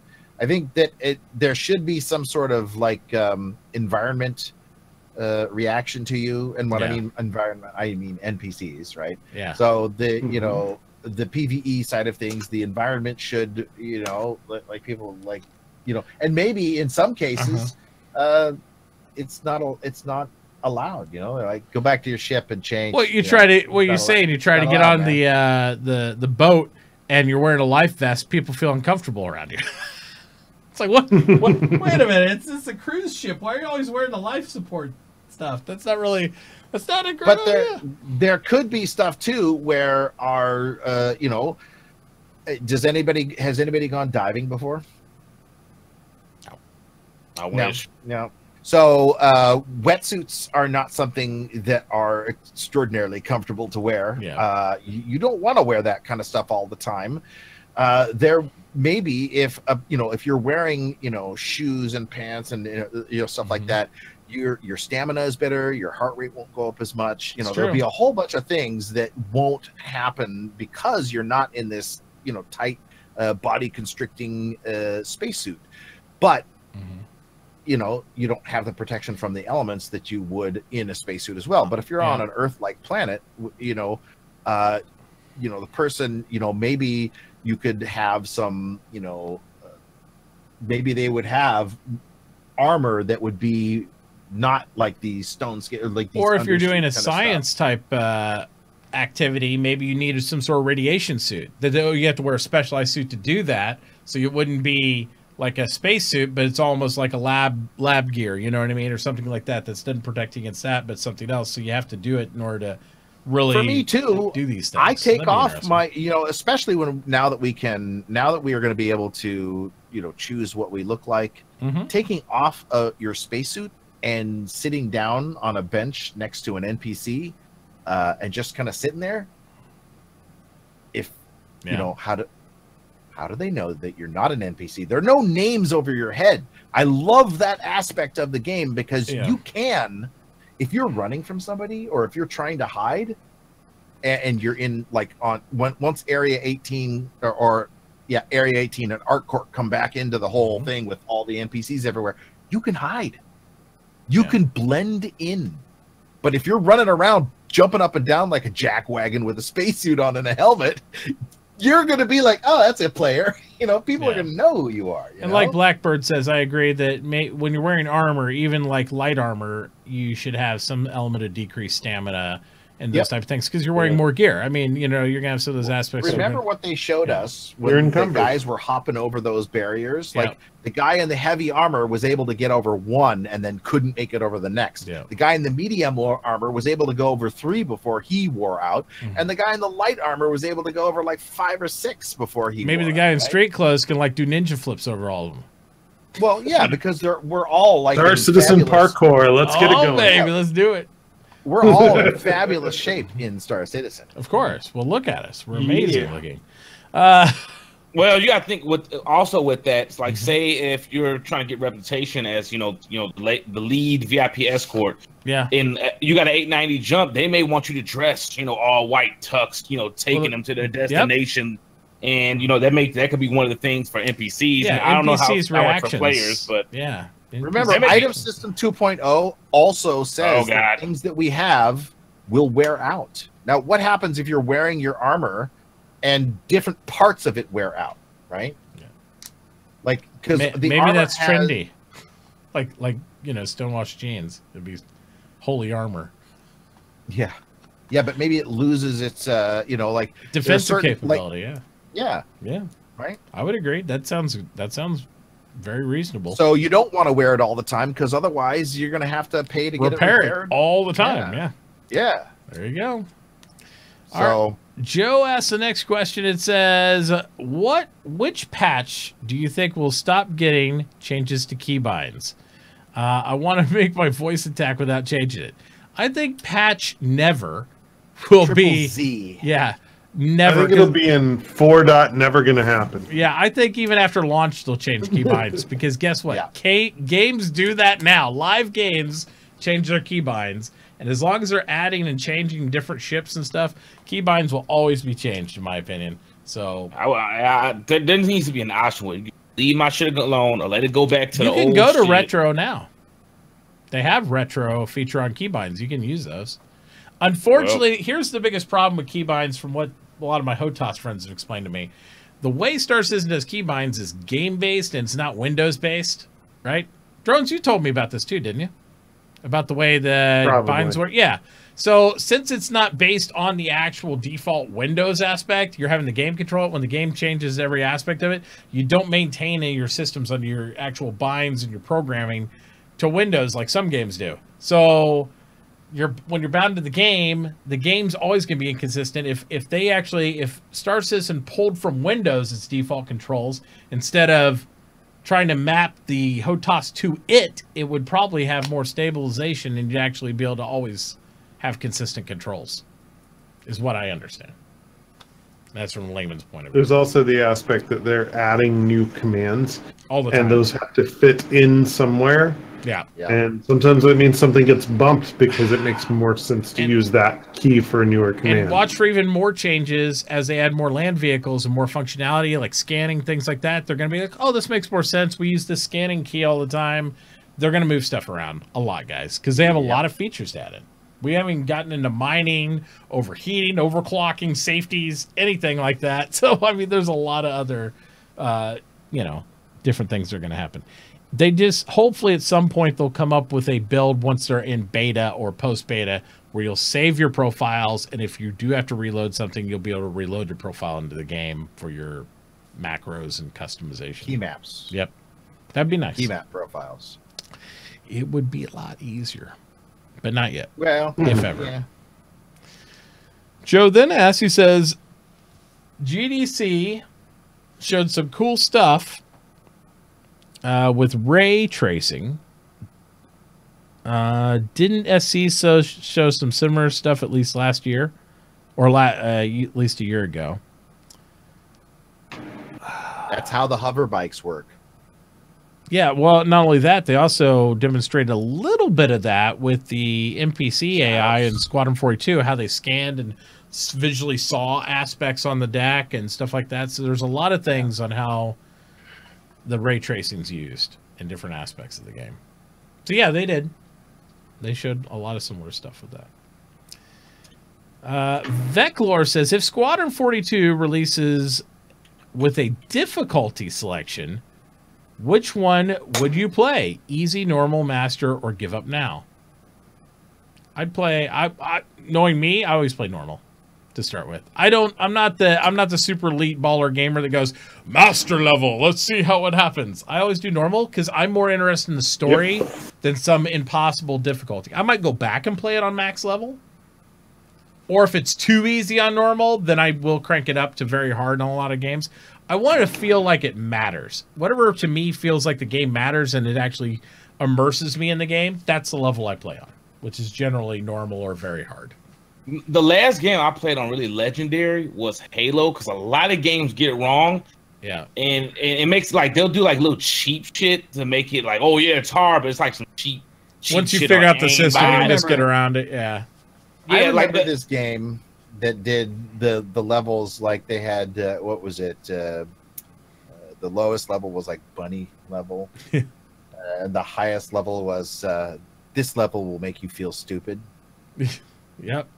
A lot of games do stuff like that. They'll be like impossible or masterful or legendary or all that stuff. But yeah, I'd probably done right. I'd probably play on normal or whatever I felt like it was like just moderately challenging, but not impactful. That way I can't complete the story. Because I play single player only for stories, really.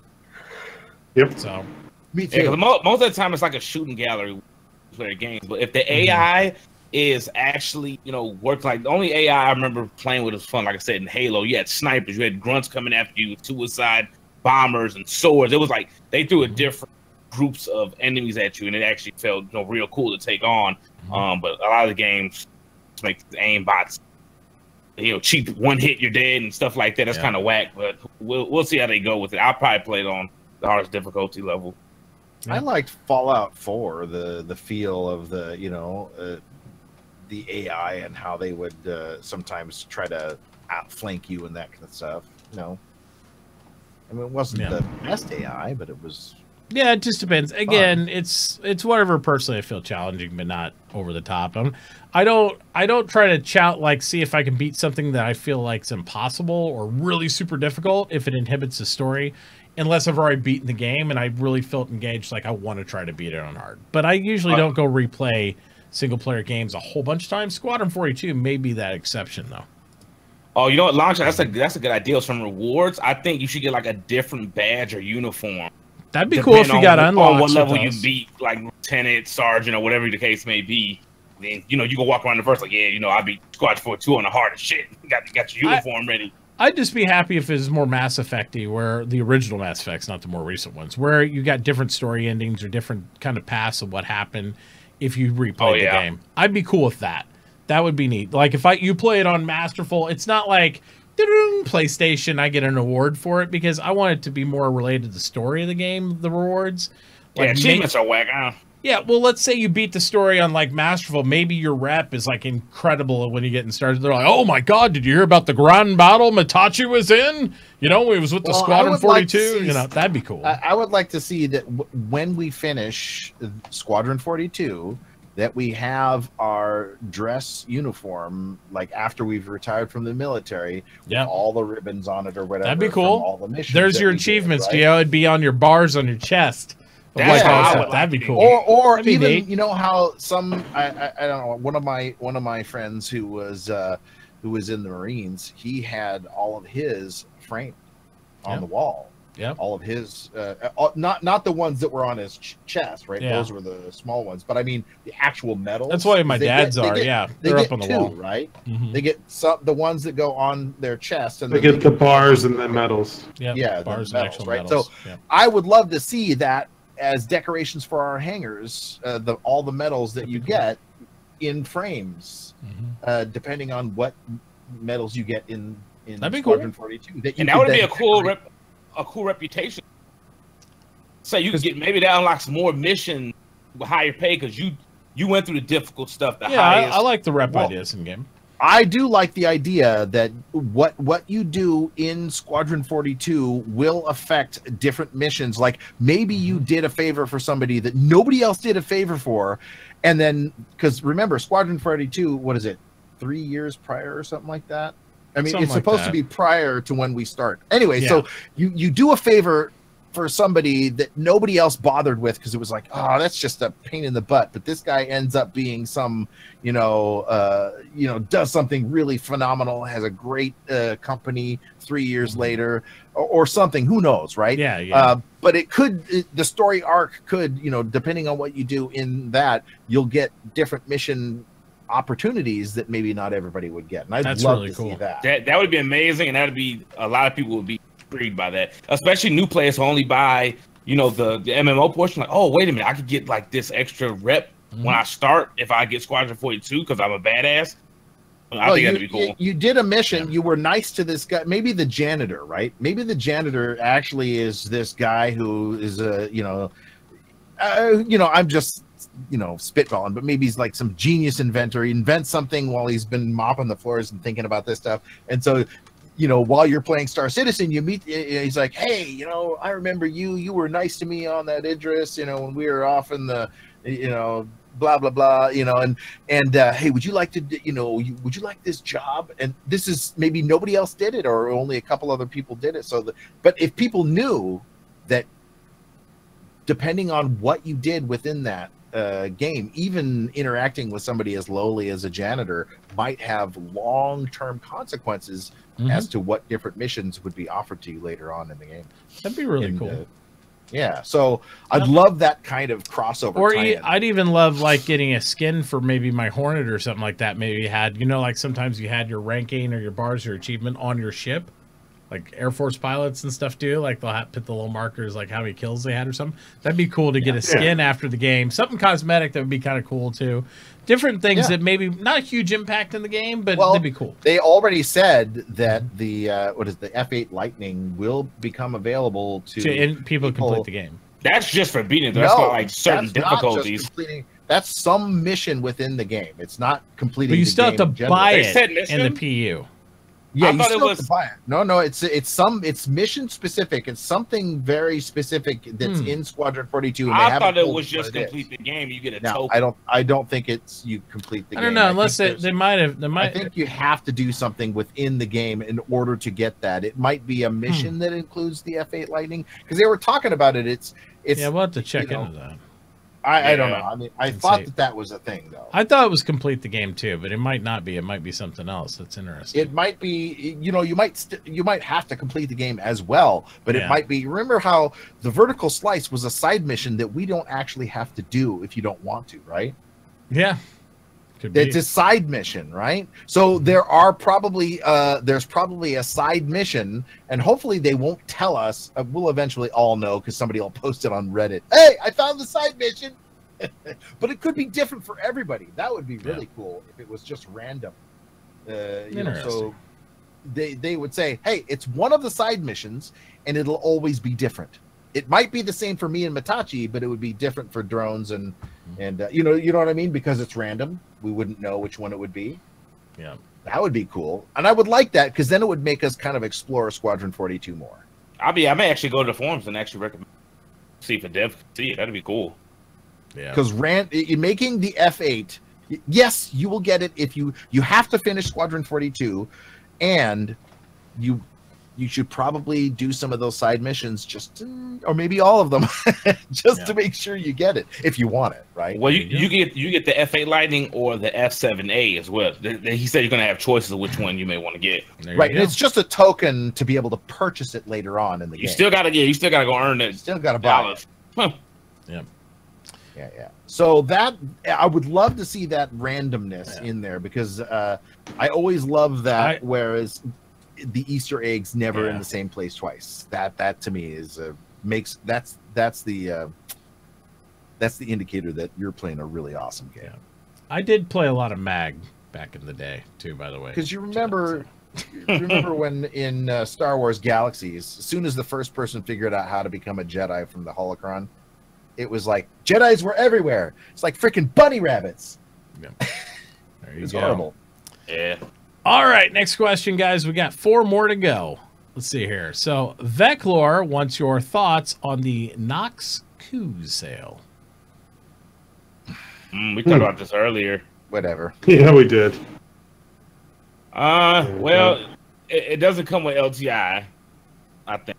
So people shouldn't be so triggered. But it did make it seem like it was going to be the only time that you can get it before. But, you know, people can get it again if they want to. It brings in I'll new say money. this. I give up, CIG. You don't have rare shit. That's the way I feel about it at this point. Because I feel like anything can come back for sale at this point. I don't think there's anything rare. I bought into it with the Dragonfly shit. And you re-released the Yellow Jacket 3 or 4 times now. There's nothing rare. The word exclusive means what they think it does. It doesn't. Yeah. I was more shocked about the Green Phoenix coming back with LTI, to be honest. Because if I would have knew it came with LTI, I'd have been on that bitch like hotcakes. Because I want a LTI Phoenix. And if it does come with LTI, I'm not buying it. So I would have hopped on that one. But yeah, like you guys said, a lot of these ships aren't really exclusive no more skins and stuff. They just resell them. Isn't there? I think there's been one Vanduul ship that has never come back on sale. Scythe and Idris Elba I don't are trust the it only now one. that they've done this with so many things. And the one thing people always point out when I go down this road, and the Blade, they always point out, well, the AMD special ship, blah blah blah, hasn't been re-released. I'm like, okay. But there's been like 5 things that they've released calling exclusive and stuff, special pre-sales to people and everything else that they've re-released again. But the Delta has a racing variant that has the same exact specs. The only difference is the paint job. Like I would love to get this. I just like collectible stuff. I'm just saying it doesn't have to be any other than doesn't even have to be anything other than cosmetic, like the Yellow Jacket. But I like collectible stuff, knowing, hey, I was there, I supported the game at that time frame. And this is only available when I was there. So, I got this because of there. Because that's why. Yeah, I like that I like that in games. Even if it's 100% cosmetic, I don't need a win button or anything. But I feel like everything I bought that I thought was special doesn't mean shit, and it kind of pisses me off a little bit. That's the whole thing with me. It just kind of pisses me off that I sit there and bought extra ships to hold on to, and it's like there's no exclusivity is a motivator for sure. That's the whole reason I got the Polaris. I'm not like that into the ship, but when they said serialized hulls, I was like, I want one because it's serialized. Or the F7A body kit they never sold again. That is true. Yeah, that's true. But here's the thing: it's a dice roll. You don't know. Like, is this going to be resold or not? That body kit could come up in 2 years. Exclusively has no meaning. Sure. So I don't want to, I don't want to sit there and buy something on it. They need to start to better use the asterisks. Yes. Actually, it kind of asterisks. It kind of doesn't really matter now with the F7A body kit, because if you really want one, you can get the real deal, in after you beat the game. But it's going to be a choice with the F7A. Yeah, so you'll have a skin, or they'll have the actual ship. Yeah, I mean, and most people are going to go because I already got an F8 coming my way, so I'm going for the F7A. I'm gonna have the real thing, so now I don't give a fuck about this. Yeah. I just, it's just I don't know. I like knowing I have special stuff that you can't just like rip out your checkbooks 2 years later and buy, because I decided to support the game when they needed my support at that time, and that's with any game. I like that stuff. And it just seems like that's lost on them at this point. They've got in some new people in the marketing department over the last year or two, and it's just like, yeah, we'll just resell this and we'll resell that. And I'm like, you remember when people like all the people who got the repair bot that's for your hangar? Mm-hmm. Do you think they'll sell that again? Yeah, because that was a stretch goal, right? Sure, why not? I mean, I can't tell you honestly, Uber, because did you get into the game before that? Before no, that stretch goal was no. reached? It was out of Kickstarter before I got in, because I think I followed the game. I was following the game for 2013.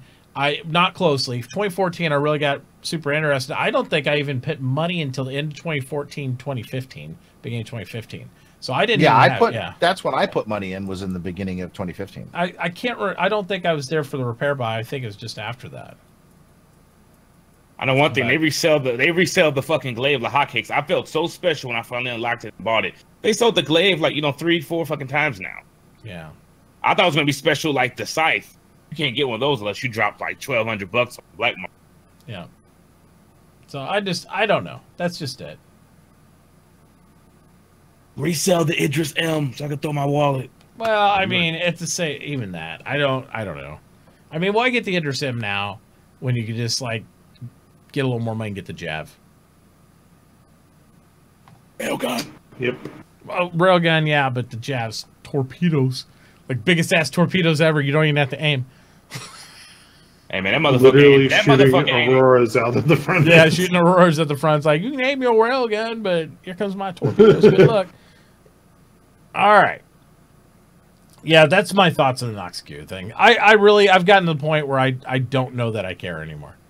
I'll tell you this, it's made me look at pre-sales and just literally not even open them at this point. I think they've killed themselves in their own pre-sales, because the pre-sales originally had even cosmetics, exclusive skins, exclusive this or that. I mean, even when the Cyclones came out, they had that really cool charcoal dark skin on that you could have gotten your Cyclone if you bought the pre-sale one and all that stuff. That was dirty. Yeah, they re-released that though. They re-released that in one of the vehicle packs, and I'm like, okay. I mean, I feel like there's no knowing what is or what it wouldn't be, and so it doesn't make me. So now anything that they say exclusive doesn't make me feel an urgency to buy it at all, and that's fine. I mean, maybe that's positive for me. Maybe I spend less money that way, but it's just kind of disappointing to me as well. So Ben, the Terrapin did get a pricing. They're all going to get price increase. That's everything. Yeah, I think it was $195. It was $225 now. Well, I think we were saying it was $185 when the Terrapin first came out or something. Maybe I think it was. So $185 or $195. I can't remember, but they all get a price increase afterward. I mean, they've said that from the beginning. Every ship you buy that comes out in concept will increase in price when it becomes flyable. Just know that to begin with. They've Jay Lee, we miss your face, man. Where have you been? Oh shit, it's a Jay Lee. Jay Lee. Oh there he is. Yeah. Jay Lee backs of the Thought you was dead, man. We haven't seen you. Damn. I know. Yeah. Jeez. He's alive. I've been sailing on boats without Jay Lee. Jay Lee. Playing PUBG without Jay Lee. Been going to Jay Lee's house. He's not home. I literally have to like lie to Eden to get her to play and say Jay Lee might show up. Yeah. With my binoculars. Creeping out. Damn. Outside of his house. He's not home. There you go. Nice. Next question from CH Will says, if we got the Crucible instead of the Reclaimer for this patch, do you think Repair would beat Salvage for the mechanic just because people want to use their ships? Yes. Big, shiny, I do. Big, shiny ship every time. But the interesting question is, if that was 100% true, then why didn't Refuel beat Salvaging? Because we've had the Starfarer for a while. It's not new. It's not the new hotness. Not the new shiny. Okay. We had that for. I'm just saying because people do want to use their ships for mechanics, but I mean, I think personally, Refuel is cool, but again, it's not relevant to the game because we don't have those distances to travel that really matter. I mean, to refuel your ship's like what 50 UEC now. It's like it's not relevant yet in the game. Not yet. And Refuel doesn't have a big ass arm that could fucking. Yeah, but you don't need to. You could fly all over the current area, and that's it. I think that we're probably going to get the Vulcan in game before we get refuel. Oh my god! Arm. That'll make a lot of sense for that Vulcan too. You are going to get it before then. I guarantee you will. But I also think that having the Starfarer, it's going to be bad. It's going to be. It's going to be like, ooh, salt mines. Yeah. Yes. Because the whole ecosystem, initially, you want to be able to manufacture your fuel with your Starfarer and then refuel your Vulcan. They realized that the Starfarer is a one-trick pony, and they just don't have the game. Look, it's supposed to be able to. It's a refinery. Yeah, but when the universe expands, and if they raise the price of fuel, it'll be relevant.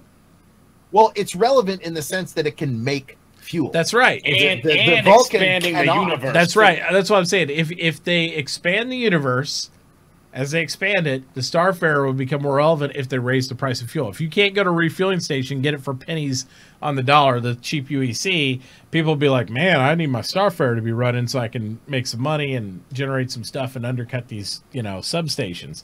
Then they'll make that Starfarer worth it again and interesting to everybody. Right. So.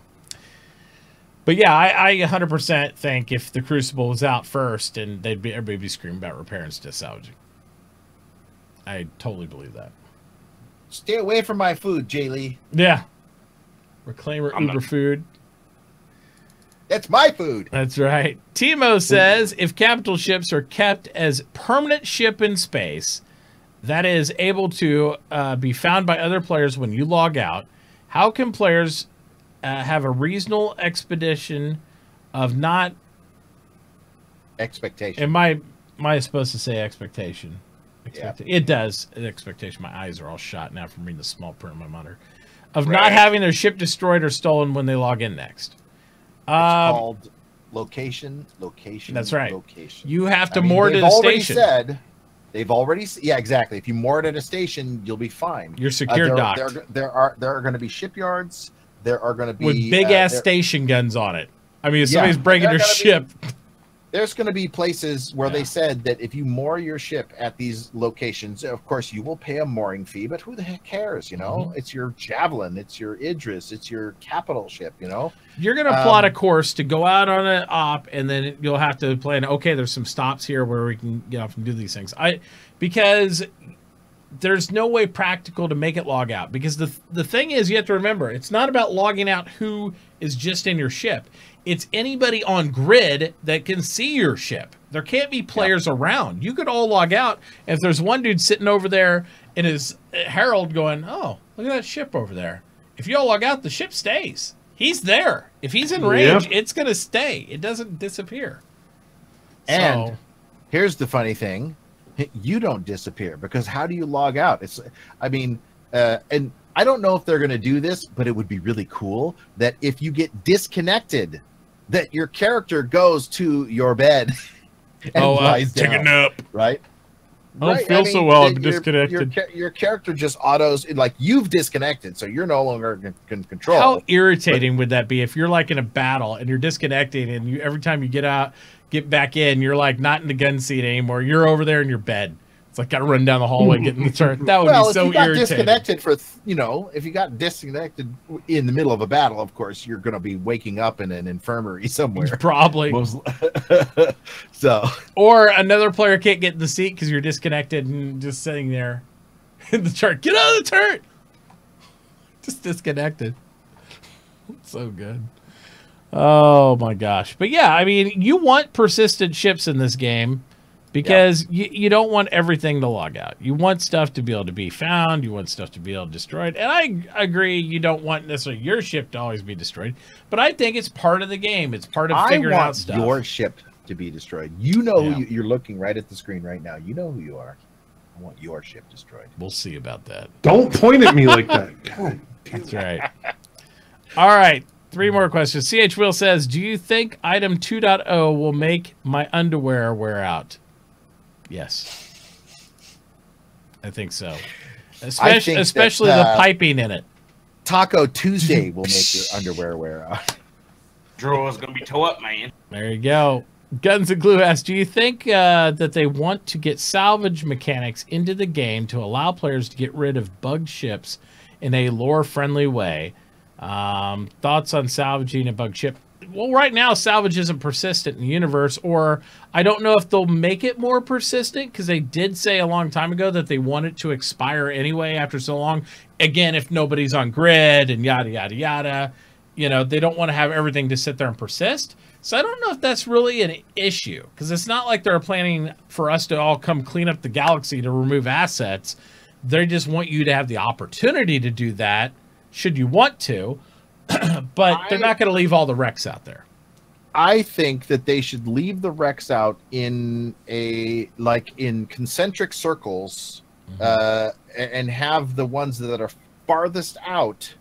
The smaller they are, the faster that the pieces of the wrecks despawn. That makes fun. But the closer they are to civilization, the longer they persist. But they'll eventually despawn. Or the larger pieces stay longer than the smaller pieces too. If you have debris, exactly. So, but if you come across a fresh wreck in an asteroid field, all the pieces should be there. Yeah, it should stay on grid a lot longer if you can see it too, like anything else.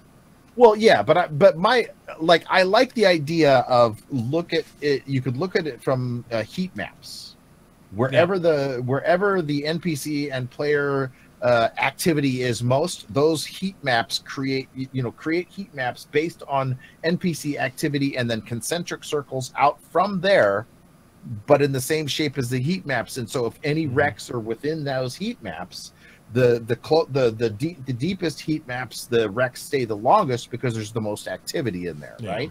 Meaning you have a greater chance if you're out there scanning for wreckage. I like the idea that you're out there, you think it's kind of this great wilderness of asteroids and whatever. There's nobody else around as far as you know, but I mean, we're talking millions and billions of kilometers of explorable space, right? So you're out there scanning, looking for wreckage, and this stuff is in the heat map of what the server sees, the heat map of high activity. But to you don't see any other ships. You come across a wreck, it seems very derelict.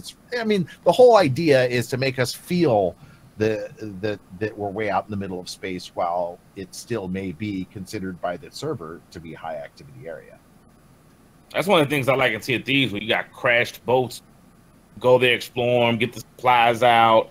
You don't know if you're gonna get attacked by sharks or other pirates. Even though it's not player ships, it's like an NPC ship, but hopefully, it starts this, and we'll have, both NPCs and player ships we can go explore, because it's always mysterious when you go on those things. You don't know what you're going to find. It's really neat.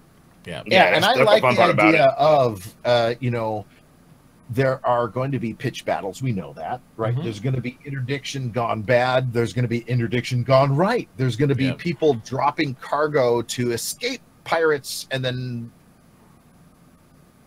they realize, I didn't have to drop the cargo because the UEE comes in and rescues them and destroys the pirates. And, so, there's going to be a lot of that stuff. Plus, here's the thing, right? So every time you make a claim on a ship, right, and it's been destroyed, or you lost it for some, I mean, however that is, you go make an insurance claim. Remember what they said about how the possession or the ownership of that ship reverts to the insurance company, which then what makes a salvage contract. Mm-hmm. So that that in itself means that those parts, those pieces of ships do have to remain for at least a certain amount of time. You would think so, especially if somebody accepts the contract. It should persist longer, so that we have the opportunity to get it.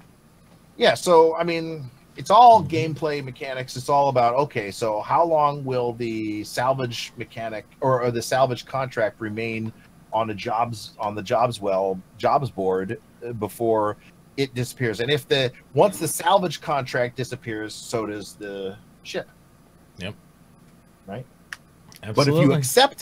But if you accept it, now how long does the salvage contract remain in your queue? I would say there might be terms on the contract on how long they give you to come get the wreck anyway. Maybe it's like, remember how right now in the game some of the missions are timed. Yeah, that's why I would say the same thing. It's like, hey, if you recover this with this time, we'll give you X amount of money. Right. So I think that's kind of how they're going to do that. And the ships that we're going to be salvaging are going to be a mix. The insurance, they already also stated some of the insurance companies would issue salvage contracts for multiple parties to come get the same wreck, because they're like, hey, whoever gets this in this amount of time, blah, blah, blah, to create that conflict when you got multiple people. That tension then gets created. And, but it could be that they're like, all right, I'll take this half, you take that half. Cool.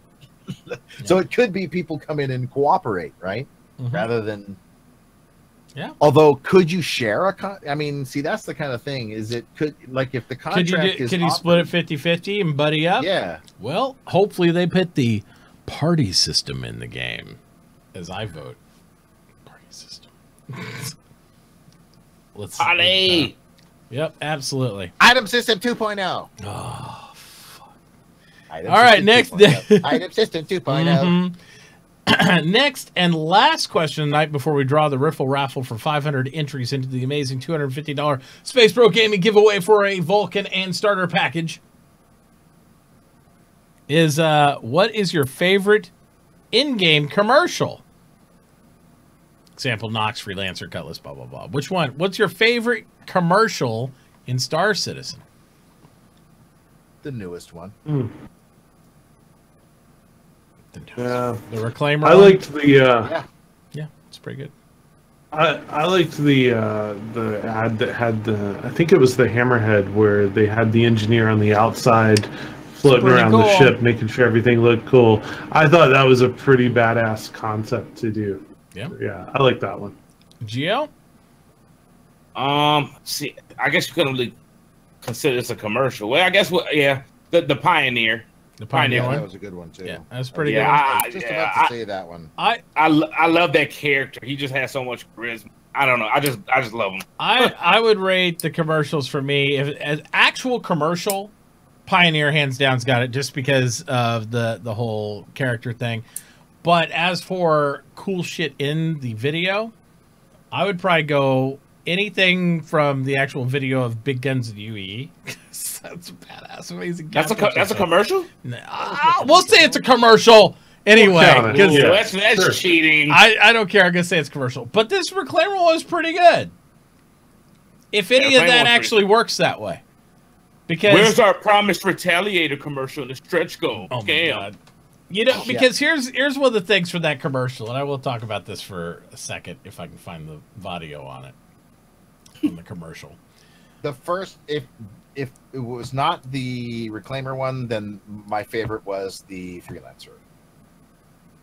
I did. I got a Freelancer had I want my guns to do that. A pickup truck commercial type deal. Right. Yeah, but with guns that can fire off to the side. Come on. I wish they would do that. Yeah. Yeah, let's watch the commercial again real quick. We'll put it up on the screen. I haven't seen it yet. You haven't seen it? Is it a commercial? Look at this one. Look at this one. I'm putting the on for you guys.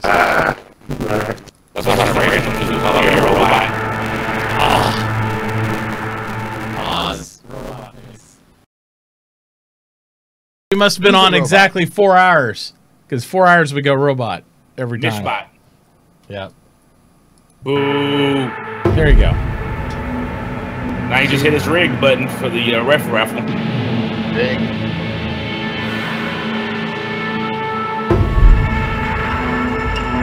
So safe. Is he still robot? I think people are still saying he's still robot. It's delayed 30 seconds on my robot. Oh, okay.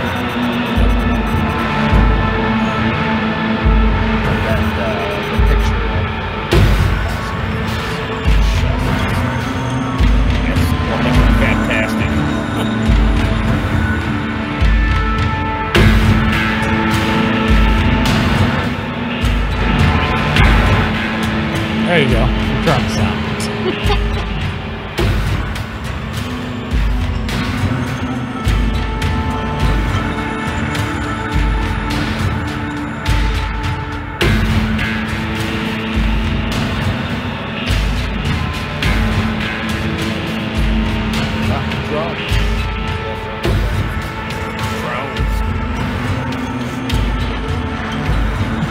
Rendered and Unreal.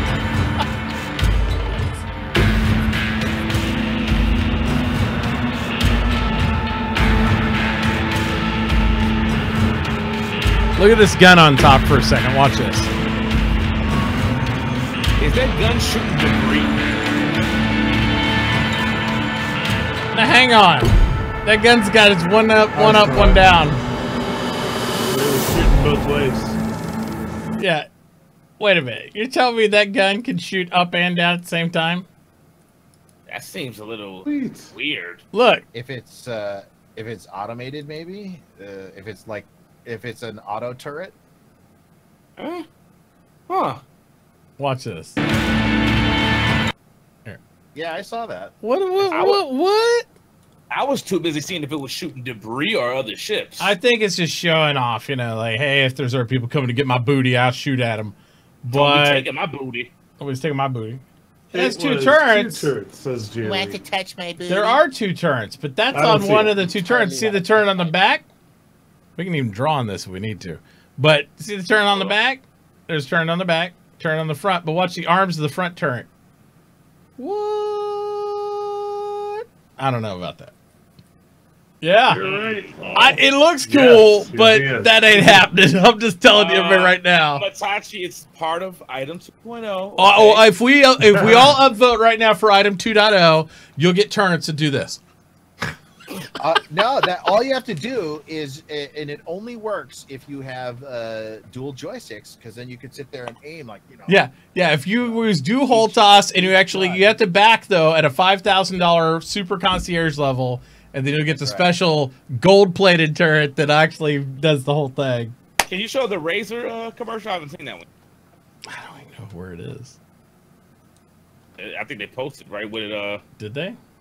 Yeah, they posted. I've seen this. There was a Cyclone one. I didn't click on all of them, but everyone's saying the Razer one's Why so did you good. click on all of them, Geo? Get money? Come on. Hey man, You're just not dedicated. You're just not dedicated. I get it. That's okay. You can be a casual. That's all right. Reclaimer is life, man. I don't care about none of them other ships except for now. The only ones I cared about was the Reclaimer and the Terrapin. It's also just It's all it matters. living that casual life. Here we go. I'll put it up for you too. We'll do it.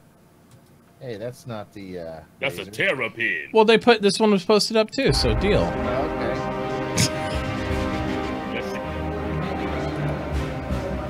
I'll be right back. I've seen these. He's about to go get his lotion.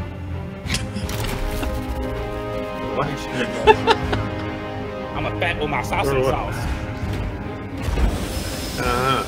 What you been doing? And then Darth Vader emerges and walks down. No, I'm sorry, it's wrong movie. Hey. All systems online. Hey, did you guys see the spacesuits in the Reclaimer in the airlocks? Yep, I want one of those. those look badass. I know. Yeah. Those better be somewhere. And that looks like me flying, where I kind of wobble a lot and kill people. I mean, just bump into things. Wait a minute. Yeah.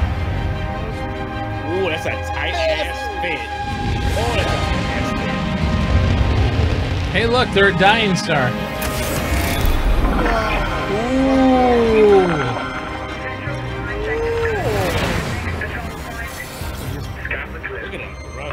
I just had one. Oh my God, the tear was on it.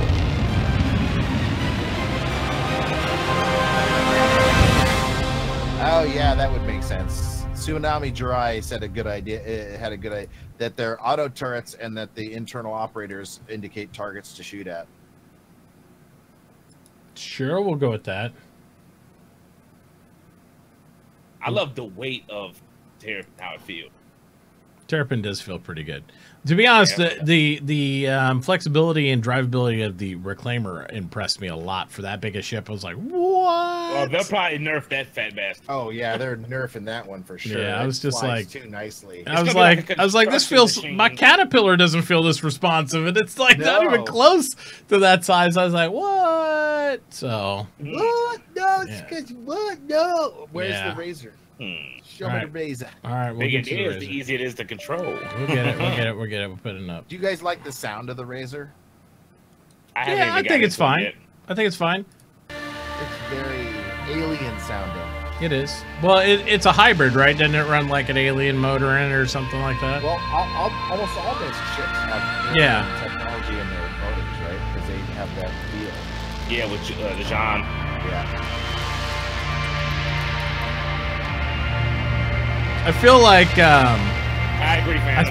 I feel like the only thing this commercial is missing McConaughey in it. We need Matthew McConaughey. No, some like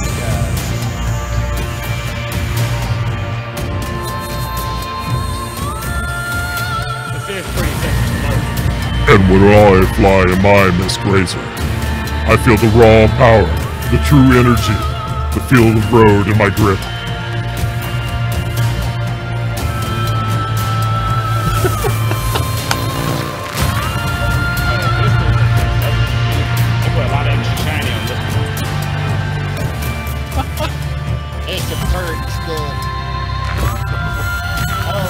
How you there, Mr. Razor?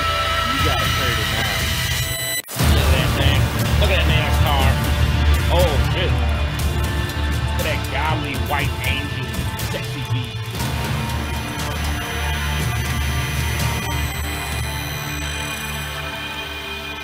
I like that. It looks so good, dude. It's like that looks fucking. I'm waiting for. You know what's gonna happen? I would say this: if for some reason CIG had any problems or anything, anybody who works on any of these commercials, they go work for car company commercials and make some buku money. You know, it's like, don't worry, guys. You have a future in car commercials. It'll work out fine. Or make a ship for Elon Musk. No doubt. Elon Musk trips to Mars. Check it out. New awesome. White Razor. Yep. Crazy sauce. That was a good commercial, but it wasn't China #1 type. It's true. It wasn't. It wasn't. But they also had this commercial. This Cyclone.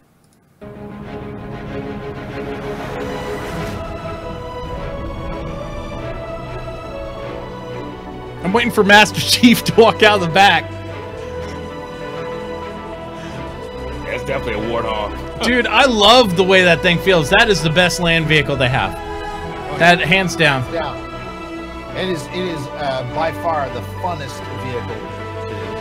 Yep. Best damn Warthog simulator. That thing is amazing. What I can't wait for is for the gunner position in the back. Oh, I know, right? Oh my god. So good. But if the turrets are an ass like on ones on the ships.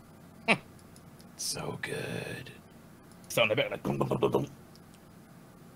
Yeah, I don't remember what they did for this one. What'd they do? It's the coup. It's like, I didn't watch this one yet. We're gonna resell it to you guys again. That's right. Did you see the amazing ship ride down that hangar? Wait for this one, because it's brushed silver. Did you miss the first limited sale that was? They look so pretty if they would just work. Well, now you have another limited sale for a limited time only. Yeah. This limited sale will be of a limited knots with limited numbers being sold to you Do you want to feel limited? Try. Sell 'em again in a couple of months. Do you not feel limited enough in your video game alpha? Try driving the Nox Q. It's totally limited. Totally limited. There's no limit. Yep. I mean, there's a partial limit. Yeah, if you want to drive in a straight line, if you don't want to fly off your moon or planet, then this is the bike for you. Limited. Oh my god! I wish they wouldn't make them fly. That's all they do is fly now. Well, yeah, I don't know why they're like. I understand that in space they can fly around, fine, cool. But I wish they wouldn't make them fly. How super hover 200 feet in the air? Yeah, I don't know. Yeah, I don't care about that. I just wish they'd drive on the ground like they're supposed to. I'm not so hyped on like the flight thing, but I can get over that if they just make them drive. For me, I just want my speeder bike.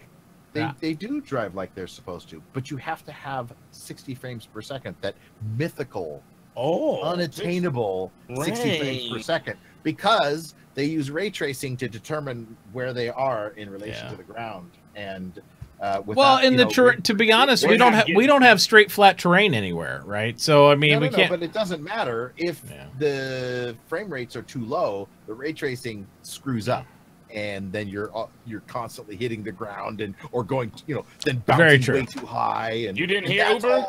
What's that? You didn't hear? We're not getting 60 probably ever until launch. Yep, there you said that. Well, yeah. No, I know that they're not gonna get us close to that. They don't want to. Their goal's 30, and that it makes sense. But when you have vehicles that don't run well, when it's not at 60, then it's kind of confusing. How are we going to? That's why they need to change the way that they do that. And it's just going to takes time, money, and faith. Where's drones? It's on my side. Done fabricating? Yes, it is. Yep. Boy, what a troll video that'd make if you could make Chris Roberts sing that in a video. That'd be perfect. Come on and buy all the LTI. Let's see here. It'd be perfect. All right, so we're going to do this amazing riffle raffle, guys. If you haven't gotten in there, this is your last opportunity. So we'll do this thing. Make sure you do need to be following everybody in the channel, even the people not present in the channel, where their chair's just in the channel. But they're here. Follow everybody. That means follow even all the people in chat. I want you guys to follow each other. Just follow everybody, but especially these fine 2.5 gentlemen that are here. Because there's not a full drones up there, but that's okay. All right, and we're going to go ahead and get ready to seal this thing up. This is for 500 entries into the amazing $250 Star Citizen giveaway that we're doing.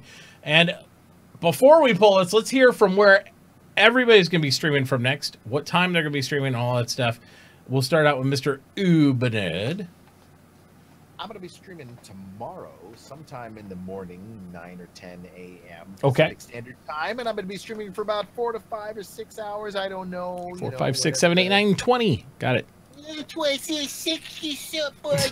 19. Yep. Yeah. So be sure to check out Uber Nerd tomorrow, strumming in the morning.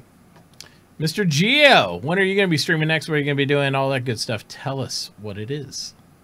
I'm maybe playing some Sea of Thieves tomorrow. I was ticking around with some settings on streaming last night. I'm so tired of having a single rig. I may actually buy a laptop this week so I could have 2 stream setup machines. So Sea of Thieves, and if the CPU spikes aren't that bad, I may play some 3.1.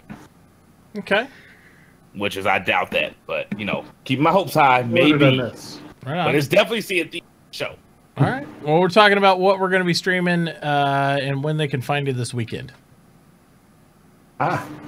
So your turn. My turn yet? Yeah, your turn. Perfect timing. Sweet. Perfect timing. I love it. Sunday, 10:30 a.m. Star Citizen. Duh. There you go. Perfect. And you will find me throughout this weekend whenever I have time. So follow me on Twitter. Follow the Discord. Do all those things, guys. ! Twitter and chat. ! Discord and chat. And you will find us streaming tomorrow afternoon. We will be doing some Sea of Thieves, along with a copy of Sea of Thieves giveaway tomorrow. We'll be doing so somebody can win a key code for Sea of Thieves. For PC or Xbox, actually. You can use on either platform, so, whatever. Although if you got access to one, you get both. Yeah, that's right. Doesn't matter. And then Sunday, we will be streaming a regular episode again of probably some Star Citizen mixed with some Sea of Thieves. And then Monday, we'll be front page again. So you'll find me on the front page between noon and 2 Central Time, streaming Star Citizen. Hopefully it works. So we'll be playing some Star Citizen on the front page for everybody. Please it turn doesn't up work. the It's tongue. Jay Lee's fault, so we got to go blame him. It's all Jay Lee, so we'll be all on there again doing that thing. And then we'll back to our regular schedule during the week. And then I think we have one more front page after that. And we'll see how it goes. Hopefully it'll be live by then, which, according to schedule, it should be if everything goes according to plan. So we'll see what happens. But that's the game plan. We'll be giving away starter packages, hopefully, on Monday again. And all that jazz. And then we'll round out the end of this month on next Saturday with pulling this amazing $250 giveaway for you guys. So make sure to tune in for that too. Nice. And that's all the jazz, baby. So, Mitt. Yeah. Quick thing that I just noticed, and forgive me if it's already been called out because I've been out of town. Congratulations on 1 million views, bro. Oh, thanks. Yep, we crossed over 1 million viewers. On the thing. Fancy. Yep. I just looked down and saw that. I was like, ah. Well, front page helps. Nice. Front page helps a little bit of that. I think on our biggest front page we got 6,000 viewers live on there. That was pretty awesome. Yeah, it was pretty cool. It's pretty crazy, but it was really fun. Has your referral number shot up? No, I don't push the referral like that though. We put it out there, but we get a lot of recruits, but not a lot of audience. That bitch on front page. Yeah, people gotta get that jazz, man.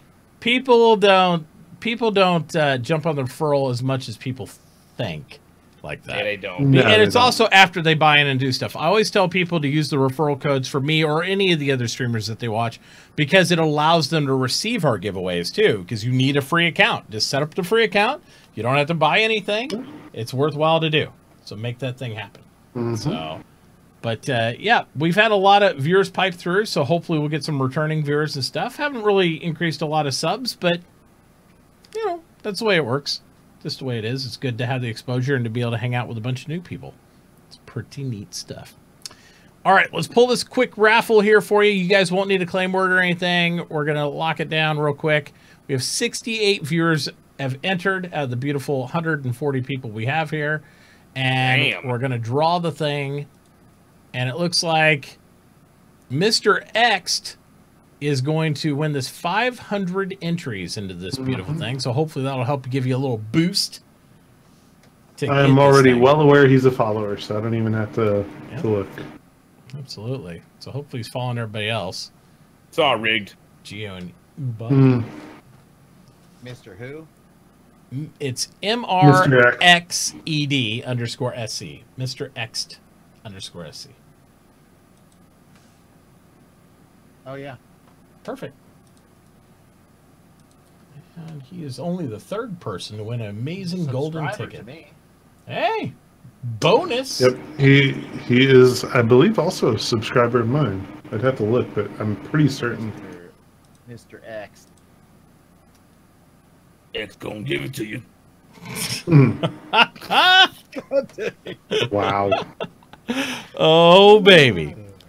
All right, guys. And with that, I think we're going to go ahead and wrap it up, guys. Thank you, everybody, so much for showing up, hanging out, doing all those things, and being here every Friday at 10 p.m. for our show, even though it's 10 p.m.-ish usually because, you know, me or somebody else takes a little while, usually me. But we really appreciate it, guys. Thank you so much for tuning in. And from all of us on the SpaceBros team, have a good night. So, good night, guys. Shazbot. See you, bros. See you laters. Bow, bow. We have filler there. Filler music. Nice. Filibuster music. Yep, always. Always. Good night, guys.